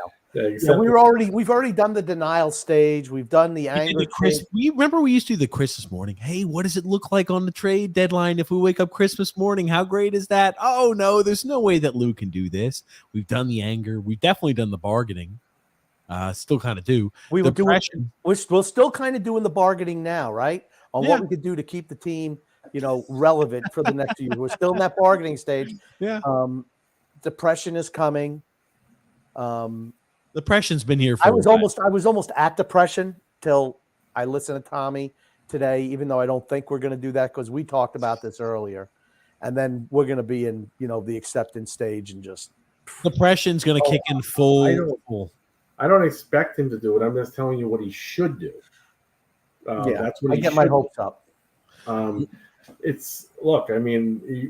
you know it, TJ. I went off on him when he made that trade. I went off, and not because I don't like the player that we got. I like the player we got a lot. It's the point of it. It doesn't make any sense to do this right now, and it's the same garbage with him. Go throw money at him in free agency and see if he takes it then, instead of always giving up our assets. We never signed anybody in free agency. You cannot build a championship team by always trading away your assets. You have to grow the team, use free agency, and the trading should be your third resort. You could have very easily, right? If a team like, let's say, Boston had found a way to pick up Bo Horvat, you could have traded for, if he wanted the 8 years, you could have traded for his rights at the NHL draft to sign him to the 8-year extension. You didn't have to give up your first-round pick, Atu Ratu. What the fuck was the point of that? You could have still traded for his rights to sign that contract extension. If you were creative, impatient, and smart, cunning, wise, you could have done it without pissing away all of the assets. But again, as is commonplace in this miserable general manager's freaking tenure here, he continues to get underpaid on anything he sells and he overpays on anything he buys. It's just stupid asset management. The guy doesn't know how to handle a nickel. Awful salary cap general manager. It's just simple. Wait, I thought time was supposed to be his friend. He always talked about using time. He ain't got much time left. Yes, so Tony Cheese. Now they got me back on the angry side. I'm back on anger. Brian P says Hudson Fasching is better than Cal Clutterbuck now. I agree with that. Sure. Absolutely. He's got more left then. Jim P says here, Parise shot his load. Firing blanks right now. Too old to sustain it. True. Ariel C says Anders Lee has been really disappointing. Not even because he's not producing, but he doesn't even show emotion on the ice. He's been an awful captain this year. I'd like to see Bo take the C. People are saying it now. Give Bo the C. Give Barzal the C. Nope. I'm still giving Barzal the C. Yep. Barzal's the answer. Bo could do whatever he wants in the background. Barzal's got to wear the C. Sorry. And I love Pajot, but why not trade him at the deadline? Carolina would love him. And we could try to sign Dylan Larkin. LOL. Never mind. But wishful thinking. Larkin's re-signing with Detroit, ladies and gentlemen. I'm just telling you that right now. I think he's going to re-sign with Detroit. He wants to re-sign with them. Yes. And Ariel also says here, I would love to see Miles Wood in the offseason. He's fast and he can give you 30 points or so. That's another bottom 6 guy, though. The team is just all these players are bottom 6 guys. So Lou's even got the fans totally into always thinking about bottom 6 guys. That's just not good. You know, he's got everybody always worrying about these bottom 6s. You know what you want in bottom 6s, guys? And it's okay if maybe you're paying one of them. You want bottom 6s that are scared for their jobs. Yep. You don't want them secure in the bottom 6. That's why teams that win cups have bottom 6 guys that actually they're playing for their next job or they're playing for that job. All right. We're constantly locking these guys up to 4 or 5 years. They don't have to play for their jobs. You need enthusiastic play in the bottom 6. You need physical play. You need guys also that can help your special teams, whether usually more often penalty killing. When you sign these guys to long-term deals, they sit back and they go like this. Thank you. Yep. And John Smith says Holmstrom has 0 offense. He sucks. Pony Curtis says at this point, Holmstrom is a more effective player than Cal Clutterbuck. Yeah, it's only because Clutterbuck's not playing. He's a more effective player than Bailey right now. Wow. They're the same. They're the same. It's like the circle of life, Grumpy. When one Bailey, when the sun sets on one Bailey, another appears. What did I say on draft night? What did I say on draft night? What did I say about Castro? Josh Bailey 2 fucking boy. Josh Bailey 2.0. That's what he is. Jake K says, I'm in the Simon Holmstrom train. I've changed my view on him. He's noticeable in a good way. I think he could be a third liner. He's a third. Okay. Say. If his upside is a third line winger, he has no upside. Exactly. He's a guy who's just a ham and egger. Like, your team needs those, but it's just like I can't get excited.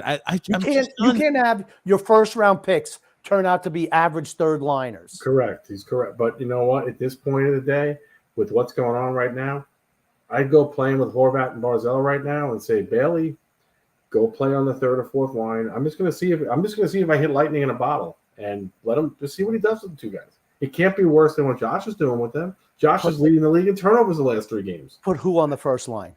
Well, Holmstrom. Just throw him up there with him. Fuck no, he See what he sucks. does. No. He's already been up on the first line. He blows. Not when Horvat was here. No. You don't get rewarded by being a failure somewhere else. He's replacing Bailey. Only in Islander land do you get rewarded for being a piece of shit player. Only in Islander country. Who else are we putting up there right now? I don't care.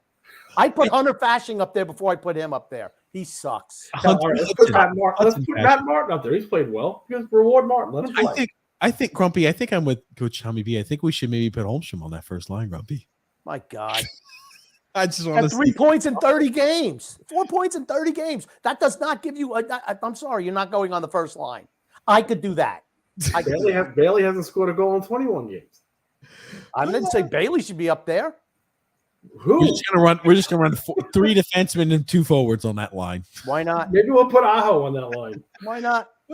You know what we should be doing when we see performance like that? You should say, "Hey, Ruslan Ishikov, I've liked what you've done in the AHL. Hey, buddy, sit your ass down. You're finding a spot on the bench today." You reward players who play well in the lower leagues, and you say, "Hey, buddy, who's up here? We're sucking something fierce, and you're playing like dog shit. 0 goals in 20 weeks. Hey, Josh finds the bench for the next 7 game stretch. He has no trade value. What I mean, like what? Well, guess what? Lane Lambert didn't think much of Simon Holmstrom yesterday. He got benched from. They didn't play Otto Koivu in the last 22 minutes. I'm like, that's what you do. You say, here you go, guys. I don't give a shit if the player's better than you or not. I'm just showing you that you are not as secure as you believe. Your job is up for grabs. I think that players, and you think that players that I think and you think are worse than you, I'm going to go ahead and put them in a spot to play because I think you're playing that poorly. Otto played on the second power play unit on the first 2 power plays last night. I was like, what is going on here? Lane just kind of throwing things at the wall. He's been doing that since the beginning of the year. If Parise hadn't fallen off the planet, he could be a guy who could play on the first line. Yeah, sure. But they put him on the first line at times on shifts. He don't have the legs anymore. Correct. I'll try anything right now. It's not working with Bailey. Yeah. Just put anybody there and see what happens. Palmieri. What about The one thing you can't put there, they probably explode with Palmieri on that one. Yes. can't put Andersley. That's the one you cannot put. I never need to see Andersley and Matt Barzal ever again. All right, drop Bailey back to the second line, move Palmieri up. That's a thought. I'm down. Anything works. What a films. I put Ross Johnson on the first. I'm down for anything at this point. What a film says here. I played with Bo Horvat's dad, Tim, in St. John's. He worked his ass off. Bo is a special player, like father, like son. He is good. Well, good to hear from you there, Sean. And Ariel C says Isaiah George is going to be a stud. All right, let's go easy on that. I like the way the kid looks too. All right, and he can skate and he's creative.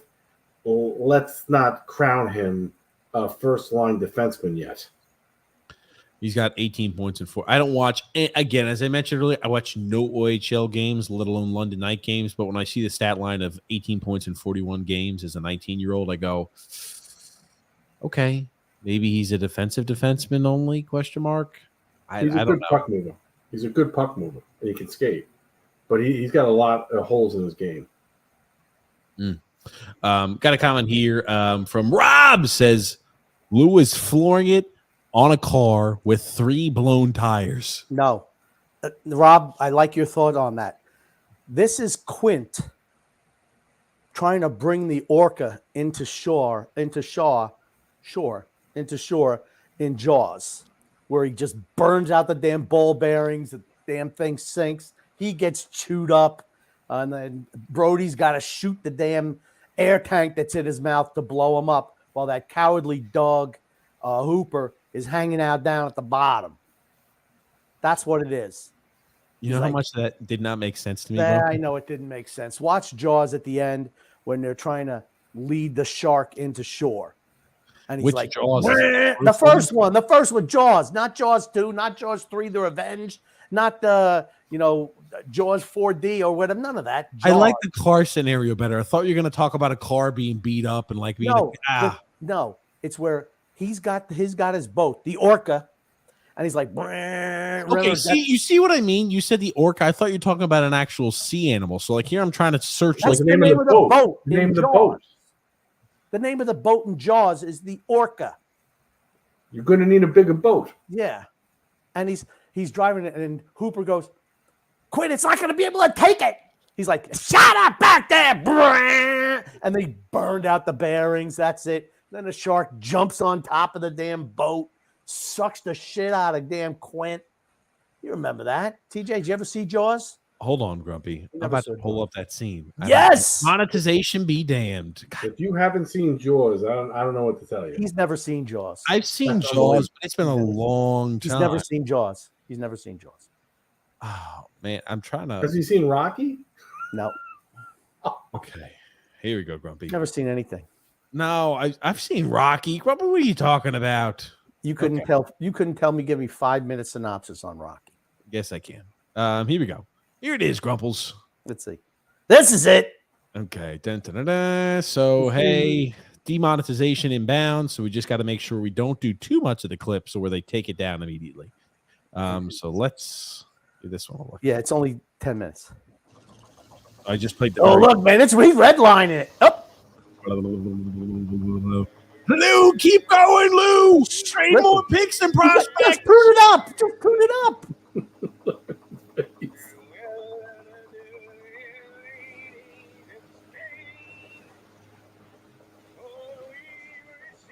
He says, "Quit! You're gonna blow out the bearings." He's like, "Oh, that's it. That's the Islanders right here. Here we are. It's over. Stop the boat. Stop the boat. Stop the boat." You hear Malkin tell him, "Stop the boat." Go ahead. You can stop it. Oh, stop the boat. Stop the boat. You missed the part where the engine was about to explode. Yeah, I know. Well, we didn't want to try not to demonetize the video if we could. Wait, hey, no, it's already demonetized. I don't care. We don't monetize the video anyway. But I'm just saying, I just don't want it to get taken down where it's like, hey, you played too long in the clip. But yes, I like that, Rob. Michael Watts says here, you guys are too high on draft picks. First round picks are risky, may never pan out at all. Look at Michael Del Cole. First round picks and draft picks are the lifeblood of your team. Here's the thing. They provide you cost certainty with players. when in the salary cap era, it's imperative that you draft well.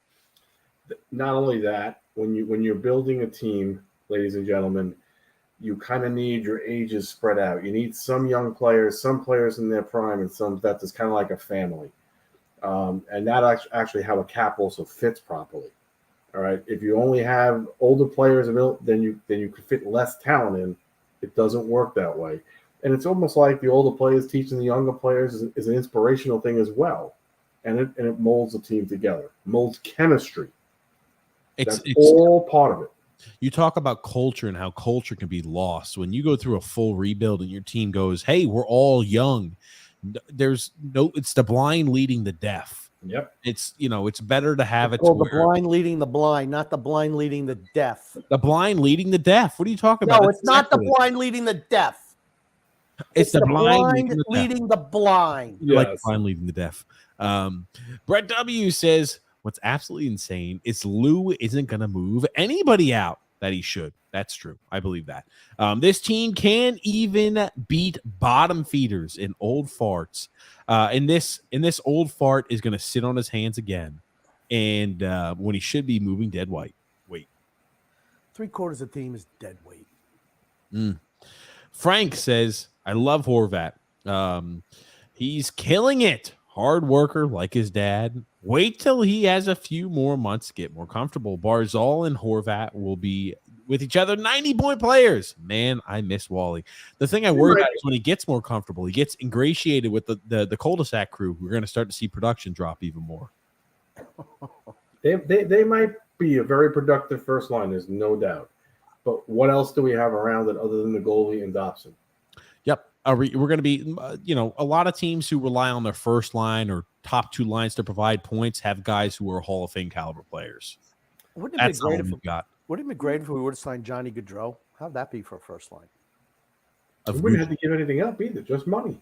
What a novel concept that is. No, we should have given up. We should have given up picks and probably to Calgary and just That's the way the general manager rolls. You can never get an easy win. Michael M says, I don't think the team is bad. I don't think the team is bad that they're, that being said, Martin analytically is terrible. Grumpy, what do you think about the analytics? I don't think much of them. And I hope you guys understand that this team is legitimately having a depth or is having depth away from being a playoff spot. Not saying they're world beaters, but they have no ability to scratch anybody. They're just literally having depth away from being a playoff. We're a 500 team. We've been a 500 team for the last number of years now. We're a 500 team. We are a middle of the road team. We're a sub 500 team. Yeah, we're not a bad team. We're an average team. I remember going into this season, we said we expect the team to be an above average team. We're below that. Here's the thing. I count overtime losses as losses. Sorry. I mean, we're a below 500 team in my book. We're not going to be a team that makes the postseason. And even with the depth, how could we fit it with the cap constraints that we currently have? It's just like there's a lot of things that have gone wrong. The team is just simply not good enough to win a cup. What a film said, if we add Brock Besser, we make a run.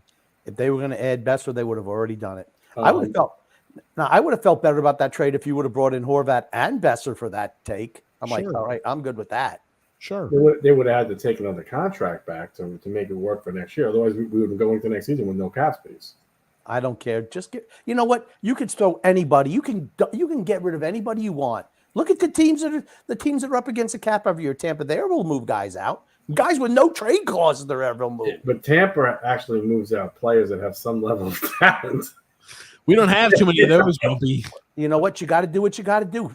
Put some guys on Robidaw Island. When you go into Tampa Bay, I'm bringing in a guy with 2 Stanley Cup rings to my team. I'm bringing a guy, who's been to 3 Stanley Cups. There's a little bit of a different attitude about bringing that player into your organization. You mean they don't say we're bringing a guy who went to 2 Eastern Conference Finals a few years ago? That doesn't have the same. I don't know. I just think if you really want to move guys, you can move them. You gotta be creative. I promise you right now. Can you move Josh Bailey? Sure. Absolutely. Anybody's movable. You know what the price tag is to move him? A lot. It's like a first-round pick and a prospect. I'm not giving that up. Josh Bailey. Just dump them in the minors. That's what I said to do next year. Just dump them in the minors. That's how you save money. Just dump them in the minors. Save your 1 point, whatever. Half of these guys dump them in the Anders Like Lee. 2.5. Minors. You're going to play in the minors, Anders Lee. It's not even worth buying them out because when you see what you save for the 1 year, why carry that cap, 1.7 million cap over the next year? It's just better to put him through waivers. That's the best move you could do with him. It's the only sensible move. I'd waive the whole team.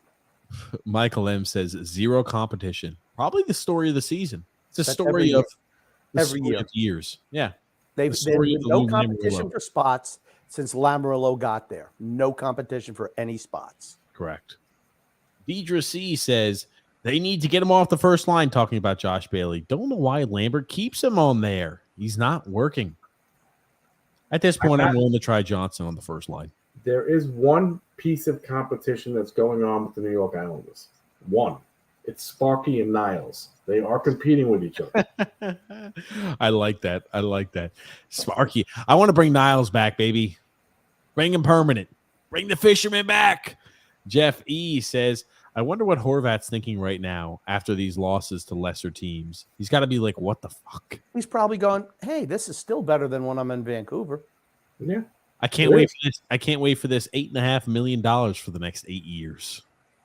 And believe it or not, he actually is getting better value for his money for his contract in New York than in Vancouver. I'm about to say the province tax and the federal tax on this. Yeah, I'm sure.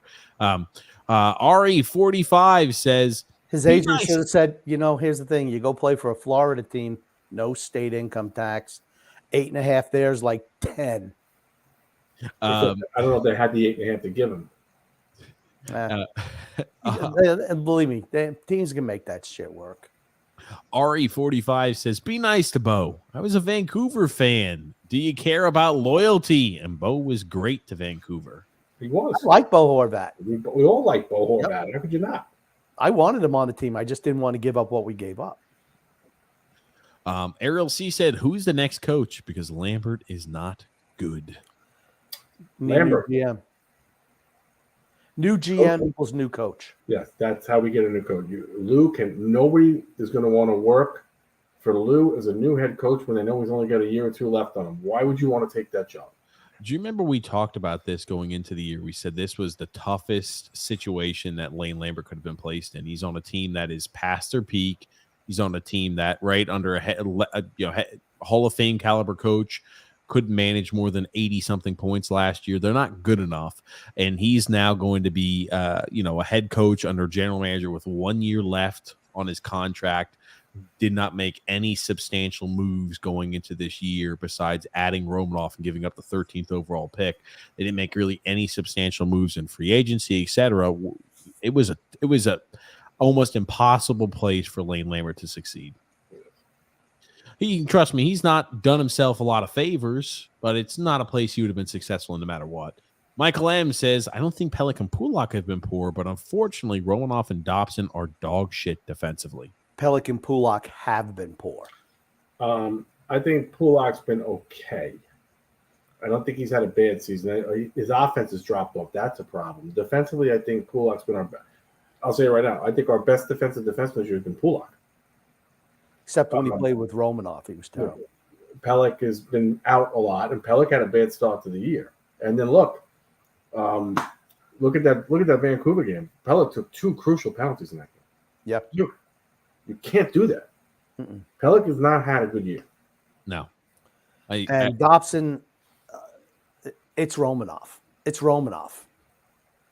I think Dobson still has places where he can work on defensively, but the entire defensive unit has struggled.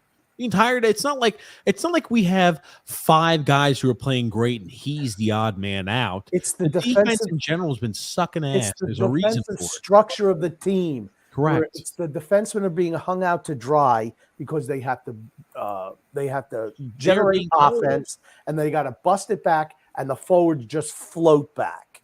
Oh, well, why is Dobson sliding here? Why is this happening? Why is that? They're being told that. Now, here's the thing. You look at Horvat.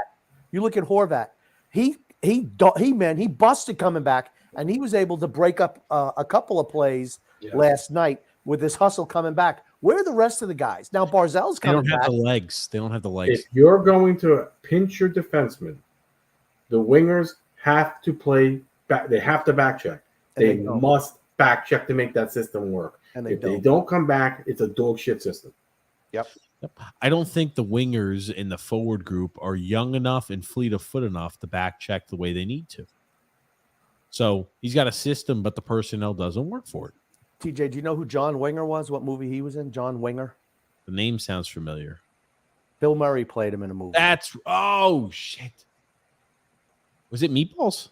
No. Oh no! It was Stripes. Very good. Stripes. Look at that. Yeah! Hey, finally got one. I've seen Stripes about 4 or 5 times, so I'm shocked it took me that many times to get 2 guesses. Ariel C says Bailey played less than 2 minutes in the third period. Yeah, because he sucks. He deserved Probably it. didn't even deserve that.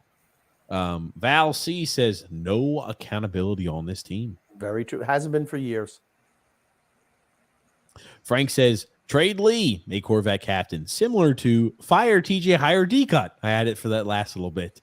That's what it's similar to, Grumpy. The fire TJ, hire D cut. Okay. Jeff D says, I realize that now Pajot has an upper body injury, but this team should sell off his $5 million as well. He hasn't scored in 17 straight games now as well. I didn't know it's been 17 games since Jean-Gabriel Pajot scored a goal. Jeff, you just made it really appetizing to trade him with that statement right there. Teams are just dying to take his $5 million on when he hasn't scored the 17 games. Jeff, change it. Say he's won 95% of his faceoffs. That's going to make teams want to give up 10 first-round picks. Per Islander fans. They love to face off. That's why face-offs. That's why we're not winning games, because we're not winning face-offs. You have to move whoever has value.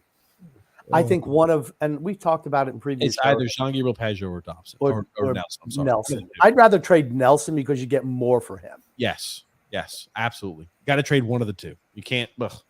Yeah, one of the two. RE45 said, I see why Islander fans all like Bavillier. At least his character.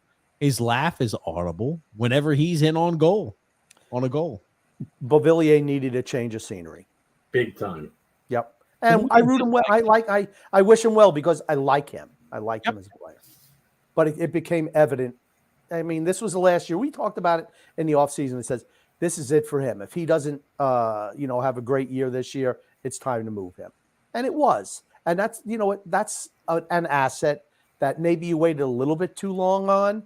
But, it was able to get the Horvat deal done. So I have no problem at all moving to Villiers. Through 5 games for the Vancouver Canucks, he's got 2 goals and 1 assist. Not lighting the world on fire, but not terrible. I hope he was doing here. Yeah, it was. He had 49 games played with us this season and 20 points. He much like I said about Mayfield, what we're watching out of Scott Mayfield, Bo mailed it in here. Really? Yeah. He mailed it in. He saw the back checking wasn't there on certain plays. I mean, like when people are like, "Oh, what's Dobson doing here?" Bavillier's back there slack ass and just barely skating, not striding it out. So yeah, that's a good point.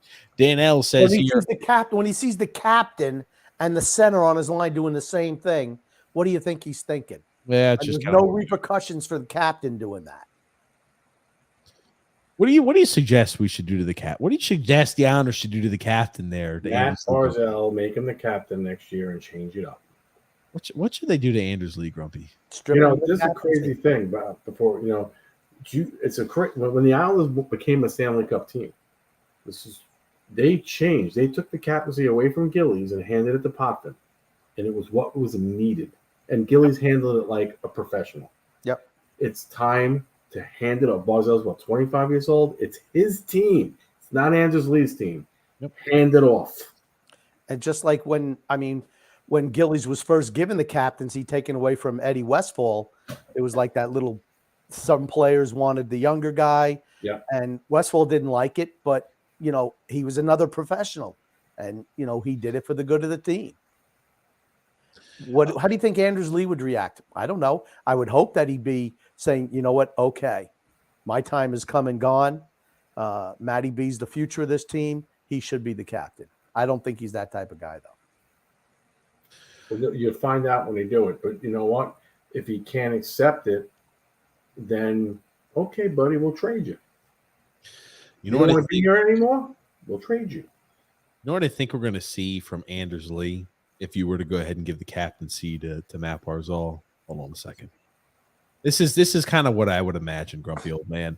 This type of face right here. The ultimate frowny. So he's like, he's got that frowny face down perfectly, grumpy. That's what I would expect. That's his normal face. Resting frowny face. Oh, I honestly think it's a problem that people don't realize that it is Barzal's team, and I think this holds the team back now. I think it's time. Barzal's old enough now where it has to be transitioned to him.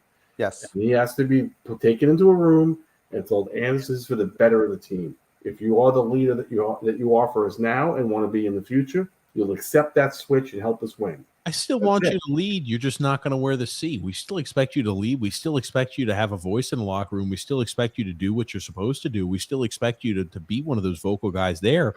But Matt Barzal is going to be he's the new face of the team. You know, it's just a transition. That's it. He needs to be done. Yep. Dan L says here, this is not on Lane. Has Lane done something I don't agree with? Absolutely. Has he made some mistakes? For sure.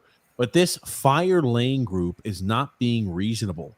He is doing the best he can with the talent he has. I agree with that. Spot on, Dan. Spot on. Not on, and the fans are frustrated, so that's who they take it out of. Yep. Because it's easier to point the finger at the coach because it's one guy than pointing the finger at 10 different players on the team. Pointing your finger at the wrong person. The person you be pointing your finger at is above him, sitting in a box. Yep. Oh yeah, that's right. That's right. Shay, grumpy. Look at this one. Look at that shit. Look at that picture. Now it's Cal Clutterbuck, grumpy. But Shay, That's not Cal Clutterbuck. is that not Cal Clutterbuck? No. It's not Cal Clutterbuck.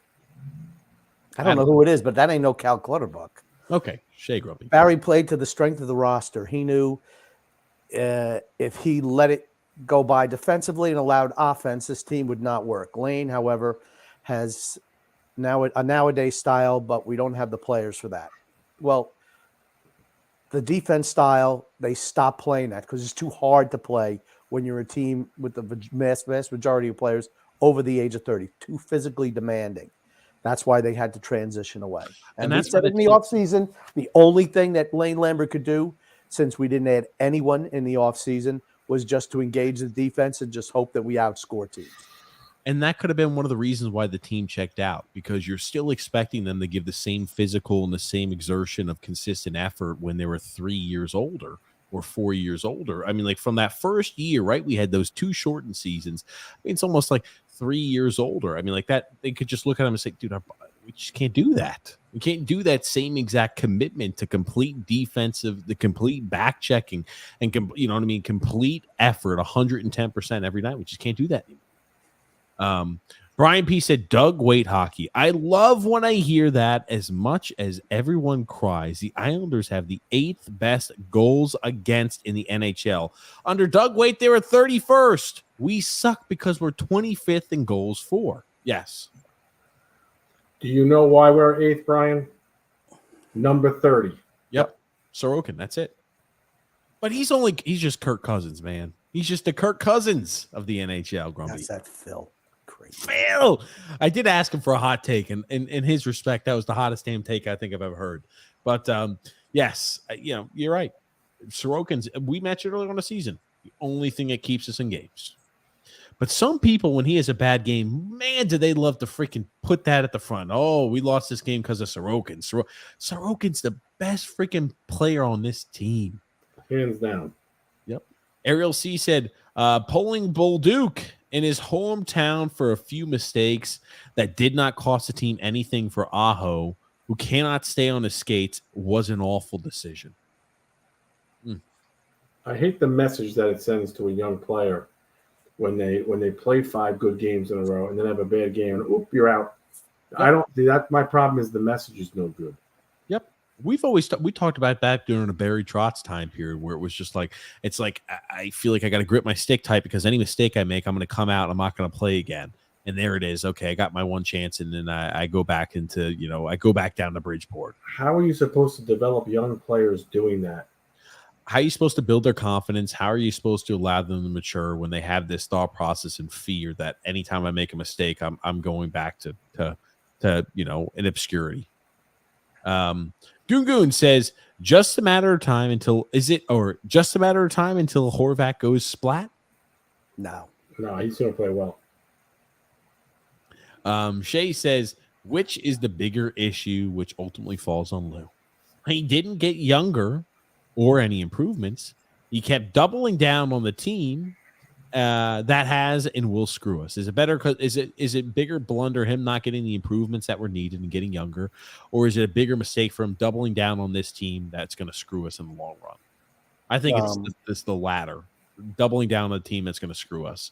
I believed in the team when we were making back-to-back Eastern Conference Finals run, maybe foolishly, but I did. I think they're both intertwined. Yeah, getting younger, instead of doubling down. Wow. I'm more doubling down on this team. I think because of the point we're at, this generational draft, it's really problematic. Because he won't survive a rebuild. Never mind, he wouldn't be around to see the fruits of it. So Yeah. why would he want to do it? Yep. Should have done it as soon as he came in as GM. That's when he should have done it. That's what I called for as soon as he was hired. Remember, TJ? Yes, I do, Grumpy. Then he'd be reaping the fruits of his labors right now. We got here a comment from Jeff E saying here, what the hell did they practice on at practice after the Canadians game the other day? Lane should have grabbed the whistle and pulled the Herb Brooks again. Again. Love that, Jeff, but that actually is a violation now. You can't even do that to the players. No, what? You can't do that anymore. So you just hold on. You can't run you can't skate them with suicide. You can't suicide them to that level anymore. It's against whatever their labor rules are. You can't even do it. The NHLPA is going soft. They're making everything soft. Go ahead and blow the whistle 150 times. Frank says here, I love Pajot, but you're all correct. I bet we get a lot for him. How about trade him? As part of Barpester. Bester's not going to. Well, now that Jeff said they hadn't scored 17 games, now I'm like, well, shit. Now you can't move Pajot. We're selling him at a low point. Get rid of Brock Nelson. Where do anybody actually think that Pajot has a? Can we trade him? Is he possible to trade? Yes. You think you're getting a lot back for him? No, not really. He's got 3 more years at 5 per left. And he's a guy who's kind of, as we mentioned, a lot of hard miles on his body. As he's entering his 30s, we're starting to see, starting to go downhill. He's tradable, but it's a dump. Brett W. says here, I understand why people think it's all on Lambert. They're wrong, but I get it. Many people can't understand why 2 years from an Eastern Conference final drop-off that they dropped off so fast. We understand why, but more casual fans immediately throw it all on the coach. Not good enough, period. Even when we made the Eastern Conference Finals, we were not good enough. Michael M. says, I hate when people scream rebuild. They can't rebuild. Retool. We can do that. You are correct that Lou can't rebuild. That's very true. And then Declan says, thinking we're getting Girard and 2 firsts for Nelson is honestly laughable. I think we can get at least a first and a young player. You didn't listen to the trade. I said Nelson and Mayfield. Yeah. I was about to say Mayfield. I think Mayfield value-wise, I saw it last year. If we traded Mayfield last year at the trade deadline, you would have got a first and a second at least. And now it's like Mayfield hasn't played great, but you're right. He's checked out. He knows he's got. I think he wants to get moved. He knows he won't be here after this year. The team's not making the postseason.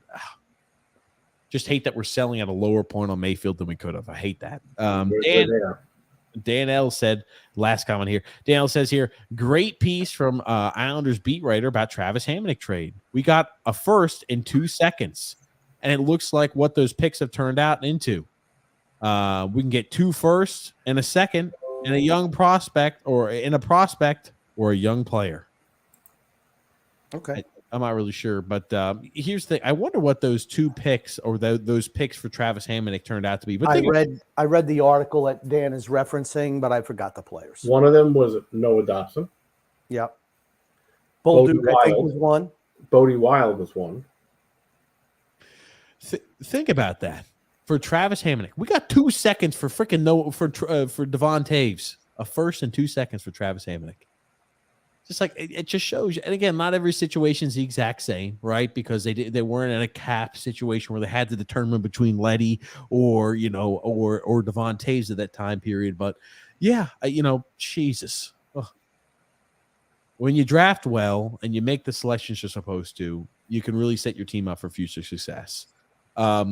But I know we're about 3 hours and 20 minutes in. I know Grumpy's sick. I'm sorry we will not be able to get to all the comments today. What I think we're going to start doing here, and I'll talk with Grumpy about this too, I think the day before, the day of the podcast, we're going to send out a tweet or a Facebook message and just kind of ask what type of general, because I want to make sure, right?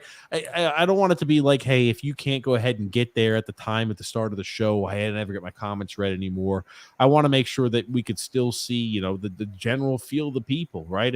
As time periods are when fans are angry, and like we've seen now, people are going to want to comment. They're going to want their voice heard. And that's what this platform is for. That's what this podcast is for. We want to make sure we're still being able to best service you guys in that manner. So, Grump and I are going to have to brainstorm a bit, but I think we're going to comment beforehand as to what types of questions you guys have before the show. So we have some talking points that we can kind of guide our conversation on. And then so hopefully comments will also be a little bit more relieved as well. So we can try to get to more of those. So we're thinking about ways, trust me, because Grump and I, after the show, we read through all the comments. We do during the live stream. And even after the show, when we get comments that are after the show, we still read through those. But, we don't have the ability to be on a show for 4 or 5 hours on every, Wednesday, Saturday, and then on Thursdays and Sundays, we don't have that time availability. But before we wrap up the show, Coach Tommy B, what do you have to say? What are your thoughts here about? We've already discussed what should happen here in the future, but I guess give us a synopsis. Now, how confident are you feeling that they're going to heed our words of advice? I am not confident they're going to heed our words of advice. I'm not. I am fearful that we're going to. I'm not confident we're going to make the playoffs. So I'm fearful the worst case scenario is going to present itself, where we're sitting at 14 or 15. We lose the pick. Somebody ends up drafting some guy that scores 35 goals for the next 10 years of his career. And we're going to be, and as much as I like Bo Horvat, it was the timing of it. And unfortunately, I made a reference to you guys earlier that Lou may be setting us up for Hiroshima. And this is actually it right now, guys. By March 3rd, if Lou makes the right decisions, we can really transition well and get back on track to being a really good team in 2 or 3 years. And if he doesn't, it's going to stink for us. It really is. Unless we win a lottery somewhere in there and get that player. Pray for the best, but if we're likely to get the worst out of this with him. I think Lou has told us who he is. Lou doesn't see into the future with anything anymore. He's trying to win right now, even when he doesn't have a winnable team. And I don't think you're wrong, and I think that it's the unfortunate truth. But Coach Tommy B, I know you talked about earlier on in the show, you'd spoken about, number one, where we could find Coach Baffy's Corner. I want you to plug where can you find, if for the first time hearing Coach Tommy B, where can I find you, Coach Tommy B? Where can I find you? How often can I find you? What days, what times? Most often I do the show on Monday nights. I do occasionally do it on a Tuesday or a Thursday. I always obviously leave the Wednesday and the Saturdays alone. I know you guys do your show. You can find me on my personal Facebook page, but I also share the show throughout the main group here, Drive for Five. The Misery Boys always ask me to put the show in there. I thank Cutler and that for that as well. And I'm also on pages like Let's Go Islanders, Real Islander Fans, All Things Islanders. So my show will go out to all those pages. And again, my next one will be next Thursday night, February 23rd. That's what I'm doing in my next show, which will basically be based more around the trade deadline and what the Islanders should do. And you can find me on Facebook Live whenever you want to catch one of my shows. Thank you very much for that. There it is. And one more time, too. I know you mentioned about Carson, about when the event is and the time. Just one more time for those who didn't get to catch the beginning of the show there. I want to hear about that, and just so everybody who's in the area knows about it again is reminded. Thank you. Yeah, if you're in the area, and we are going to put up a donation link. We are doing a Courage for Carson event to fight neuroblastoma, which is a really vicious form of cancer that attacks children. My nephew is now battling for a 4th time at the age of 13.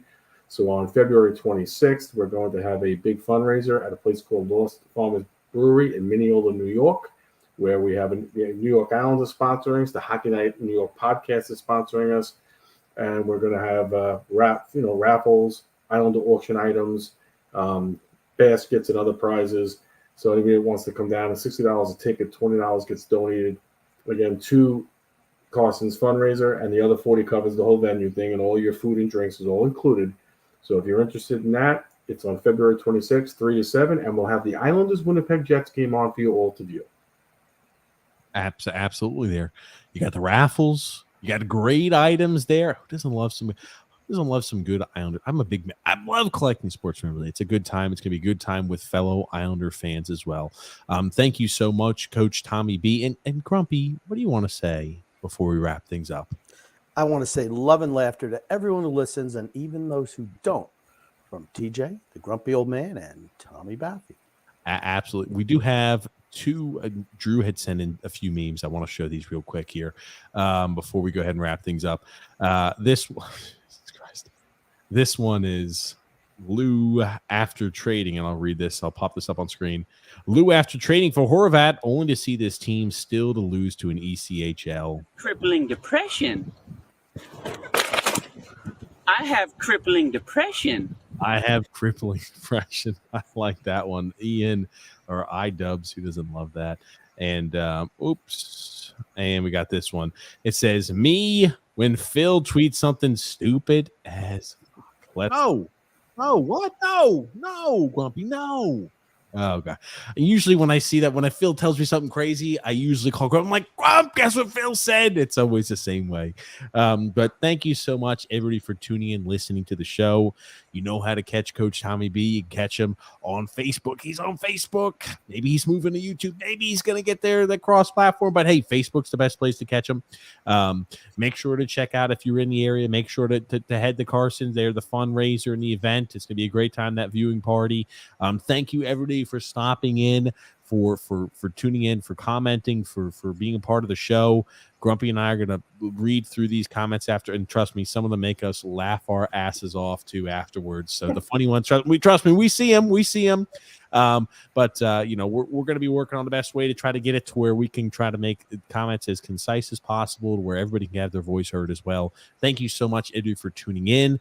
We will not be with you this Saturday. I'm sorry, I'm traveling again, but we will not be with you this Saturday at 8 p.m. Eastern Standard Time. We will be with you next Wednesday, 8 p.m. Eastern Standard Time. Until then, thank you so much for watching. Thank you again, Coach Tommy B, and thank you, Grumpy Old Man. My pleasure. And hit the thumbs up button. It helps the algorithm, apparently. That's right. 3 hours and 30 minutes in. Hit the thumbs up. It helps the algorithm. Thanks so much. Jen. Great job tonight. It was my honor. It was a pleasure to be with you. Thanks again, Coach Tommy B. Thank you, Grumpy, too. My pleasure.